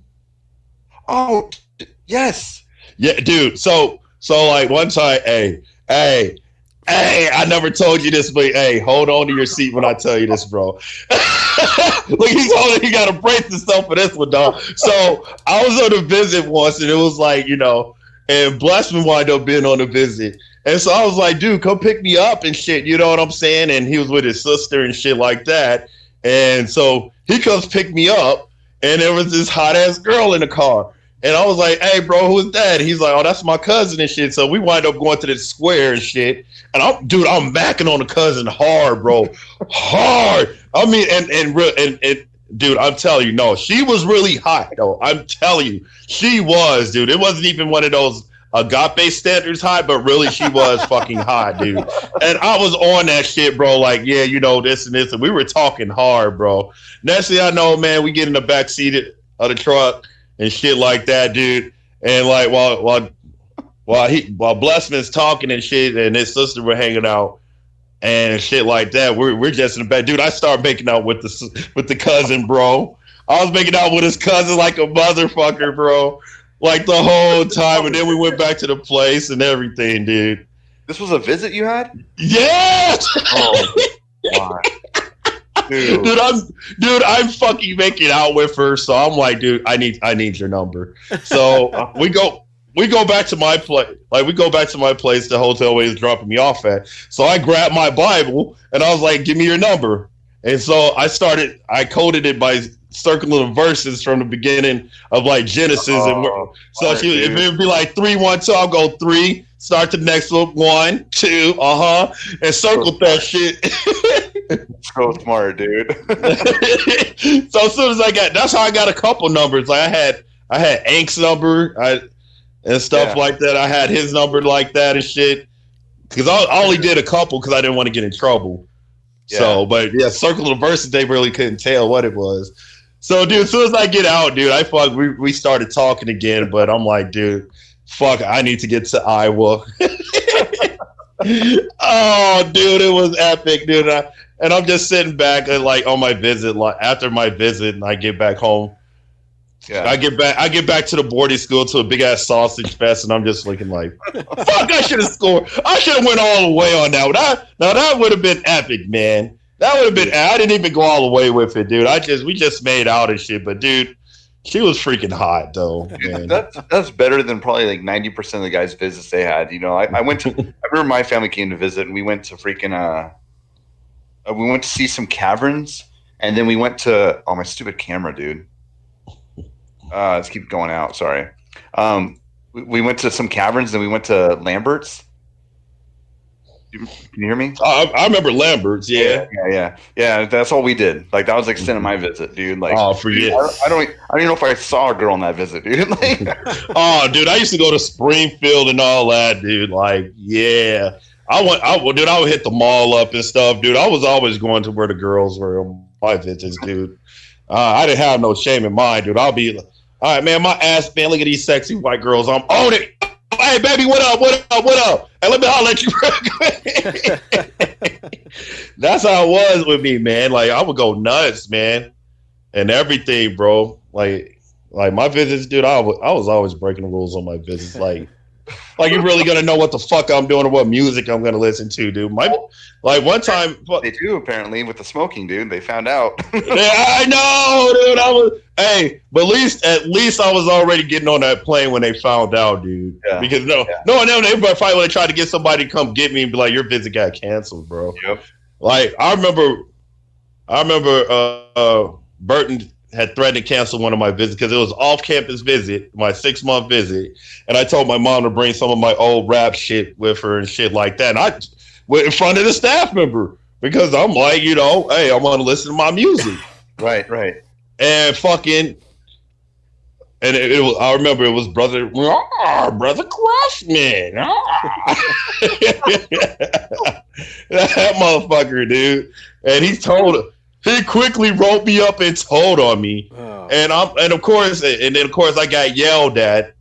And then my visit got threatened to be canceled. And honestly, in the back of my mind, I didn't do nothing wrong. I mean, right. I want to listen to my fucking music. That's because you don't like it. I don't have to like it. Yeah. You know? And he fucking wrote me up. I got put on no talking for it and all that, dude. Just because, like, I mean, I just always had that mentality. Just because, yeah, this may be a religion, boarding school and all that, but don't fucking try to sit here, try to tell me how to talk and act a certain way, dude. I just always been myself. I always, low key, I talked about rap music while I was up there. I always had my codes and stuff like that. Oh yeah. No. Oh yeah, dude. Man, shame on you. Yeah, I know, man. He's got his hose and different area codes. Yeah. Actually, yeah. I do, man. Hey, no matter where I go, though, I always say, though, man, no matter where I go, I'm always gonna be good. Like, shoot, like, it was crazy. Is like, I don't know what it is. Like, I remember, like, I talked to China. You remember China, dude? Dude, yeah. Like, I talked to him, like, he was reaching out to me and shit like that, and he sent me a picture, and he got messed up pretty bad, dude. He had a black eye, so I'm like, what the fuck's going on, dude? Like, you're good? And we talked a little bit, and afterwards, like, I know after that we talked again, and then next thing I know, 3 days later, find out that he passed away, and I was like, dude, I just literally talked to him like 3 days ago. You know what I'm saying? Yeah. What the fuck? Like, damn, man. Like he was just in a really, really bad place, man, and really with some bad people, bro. Like, I mean, to the point like he got jumped and beat up and stuff, bro. And honestly, that shit kind of hurt me, man, too. Like, I'm like, come on, man. Yeah. Like, we gotta be better than this, you know. I don't like to hear about a lot of my brothers either in prison or dying from overdoses and shit like that, because in the long run, when Agape finds out about it, we're just another story of a fallen student. Yeah. To try to make prime examples to the current students. You don't want to be like this guy, you know what I'm saying? Yeah, they didn't listen to us. They didn't do what we told them to do. They just went back out into the world and started doing drugs and partying, and they didn't listen to us and go to Bible college and all this other, like, yeah, I know what you mean, man. Like, that goes in my head too, where I'm like, that's why I try to be on the straight and narrow now. Like, I'm not religious and that kind of stuff, but to not be another example. But at the same time, I don't want to, because I don't want them to also say I'm an Agape success story like I used to be. You know, right? I want it to be like it helped me a little bit. It did some good for me, but it also did it fucked me up quite a bit in the head, and it took me years to fix all that stuff. And now, like, I'm doing okay, but yeah, I don't want to be another like statistic, you know. Exactly, bro. That's what they do, man. And yeah, I refuse to be one of them. I refuse to. You don't want to be part of that "don't let this happen to you" crowd, right? Right. I refuse to, bro. That's why. Like, I mean, shit. I'm doing good for myself now, man. I am. Good. It's great to hear. Yeah. I mean, I ain't gonna say I'm content. I mean, we all have our little demons. I do got personal stuff going on, but you know, in the long run, I'm a fighter. So. Well, you're not in prison, so you know, there's a. Yeah. Hey, now. That's how you know you hit a bar. Yeah, coming straight to your line, straight from the penitentiary, dog. You know what I'm saying? Yeah. What up, man?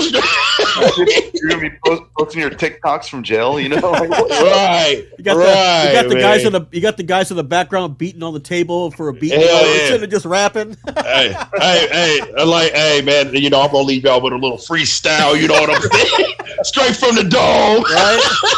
Straight from the dome. Yeah. Right. It's like, shit. You're on the like third or fourth episode of Lock Up. You know, is that Niles? Right. Hey. Hey, man, you see me on, hey man, trying to get my rap career going here, you know. Man, this one, hey, I'm gonna spit one for you right. This one here, fresh out the bathroom.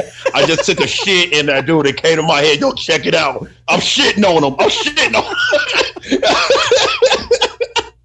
him. Oh shit. Dude, speaking of that, dude, remember when fucking like somebody did graffiti into one of the bathrooms and they took all the fucking curtains off and we literally had to fucking shit with no curtains for a while. Yeah, someone basically like they scribbled something on it was either the wall or the toilet paper dispenser. I forget what it was, but they scribbled something on there and they carved it in. And it's like, okay, well, someone's going to do this. And they took off all the curtains and you had to go in there and like take a shit with the. But you know what? They did the same thing more recently at Agape. They took off all the doors, you know, and like the guys were having to shit with the door open, you know, and so like, dude, I'm like, what? I'm like, dude, if you want to be standing there watching me while I'm dropping bombs, like, more power to you. But like I don't know. I mean, dude, I feel bad for that staff member that has to sit in there while the kids are taking shit. Dude, I do too, dude. Especially on chilly night, bro. I hear that still goes on. Dropping bombs. Fucking chilly night, bro. No, dude, that's the worst time. It was Mondays and Wednesdays is the worst time that you would have to take a shit because you have fucking chilly night on Mondays, and after you get done with that chili, everybody goes to the bathroom, and then you have spaghetti night, bro. Dude, it would be packed, dude. My ass was always, dude, as soon as I get done eating, I was always the first one in line. Like, fuck that, I ain't waiting in this line. Shit. And the thing is, you can't even take a peaceful shit, dude, because you only have 4 minutes to shit and wipe. Like, damn. You literally had 4 minutes to shit and wipe, and if you had to keep going, you had to shit, wipe, come out of the stall, show the staff member you're not jerking off in there, and then go back in and do another 4-minute session. You know, right? Oh, right. Hell yeah, dude. And that shit was crazy, dude. Like, man, like you never want to get caught doing some sexual shit, dude. Like, there was rumors about like a couple boys were touching while I was there, dude. I heard, but I don't know how. I found out about that stuff too after I left, and I'm like, they're like, yeah, that was happening in the dorm that you're supervising. I'm like, what the fuck? When was that happening? Like, I didn't know any of this stuff, you know? Yeah, man, and freaking you had because it happened at night and stuff, dude, and yeah, like, and I was like, damn. But I remember. I ain't gonna say their names, but I remember who they were. But I don't know how relevant it was. 'Cause I was in a deep sleep. But then afterwards, it sucked being a bathroom guy because anytime somebody got to piss now, they got to wake you up. Yeah, and you got to sign them in. Like, what the fuck, bro? At night, if someone had to go to the bathroom and you're the bathroom guy, like basically they walk up to your bed, not the staff member up front, but up to the other student that's the bathroom guy, wake him up and like hope he wakes up and be like, hey man, I got to go to the bathroom. And then you would have, I remember, didn't we have to get out of bed and go stand watch at the bathroom while they went in there and like be awake while they're in there and then sign them out? Yep. Yeah. So, dude, and you know what's the worst thing I hated when I was the guy? Like somebody they'll pat me on my shoulder because I'll say if I don't get up, pat me on the shoulder and shit. Just pat me on my shoulder. No, nothing farther than my shoulder, motherfucker. You hit me anywhere else on my leg, I'm gonna fuck you up. Don't touch my leg. So one day, like somebody hit me on my shoulder. It's like Niles, it's fucking 2:00 in the morning. I'm in mid sleep, and I wake up and turn around, and then I got 2 fingers in my face. This motherfucker like. I'm gosh. I hated that shit. That happens all the time, dude. Like, I hated that shit, bro. I'd be like, just go. Yeah. Just fucking go. Yeah. Dude, I still remember, like, when, like, talking about stuff happening at night. I remember I had, I can't remember his last name, but his name was Ronnie. And, like, he always was getting shit. I remember who you're talking about. I just forgot the last name, dude. Yeah, I know who you're talking about. He was always getting in trouble, but he didn't and he was the top bunk for me. And I remember, and Jason, these are like military bunk beds. They're metal. Like anything you do shakes them. And I remember waking up in the middle of the night, you know, and the bed's moving. Like the bed, I'm like, what is going on here? Why is the bed moving? And I remember like getting out of bed and standing up. And right when I stood up, dude, this guy's head's underneath his blanket, and like you just see the blanket like going like that, like right in my face. And I'm like, And I'm like, and I remember just tipping his head over like that. I'm like, wait. Hey, I think I was in the dorm with you, Frank. I think I remember you doing something like that, bro. I think so. Masturbating furiously. And like right in my face when I got up to him, like, what the hell? I remember flipping him off his bed. Like, the staff comes running. What was happening? I'm like, I'm like trying to explain like what happened. Like, dude, oh man. And dude, that sucked though, dude. Like, you try. Like, the thing is, one of your biggest fears when you have the bottom bunk. You don't want a pervert to be up top, bro. You don't want, because the thing is, man, you can't get away with jerking off there because them beds were so squeaky, bro. Like, even one, you turn around, it's like, like, what the fuck, bro? Like, oh shit, yeah, shit. It was so bad. And I don't know about your buddy, but my buddy I had when I first got there, like, if I moved the bed too much during the night, he would give me push-ups. Like, so if I go to roll over and like the bed moves, he would just be like 25.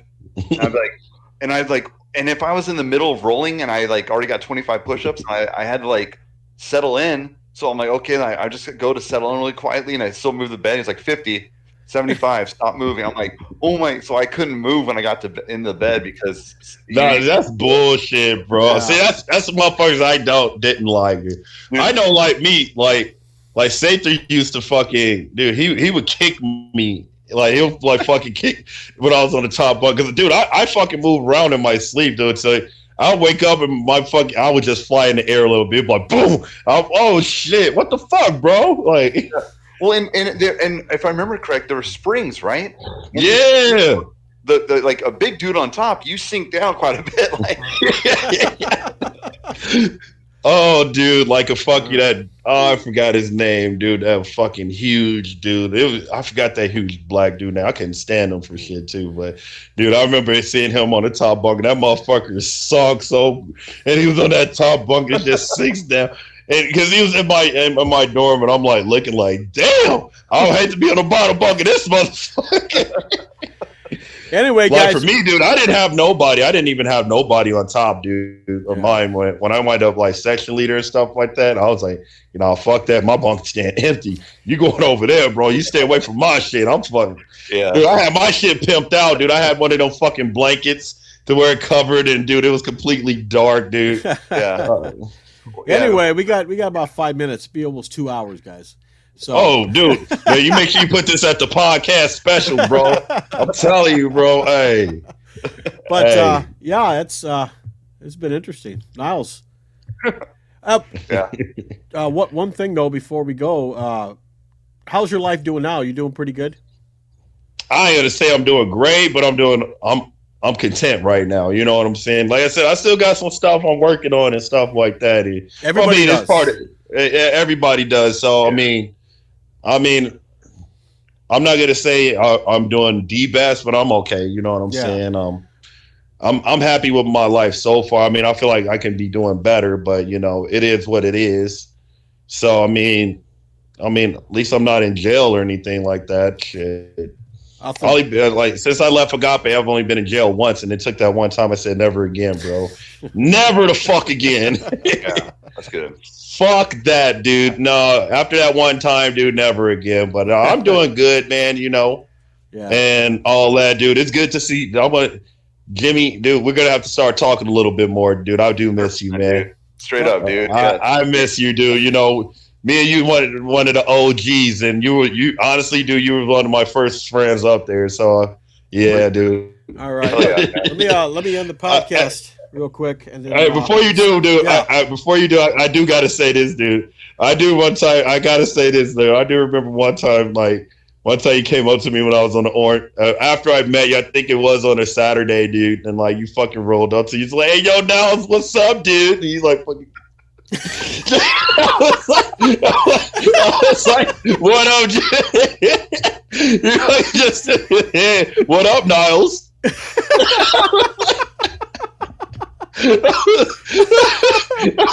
Look at him, he's turning red. Look at him. Hey, look.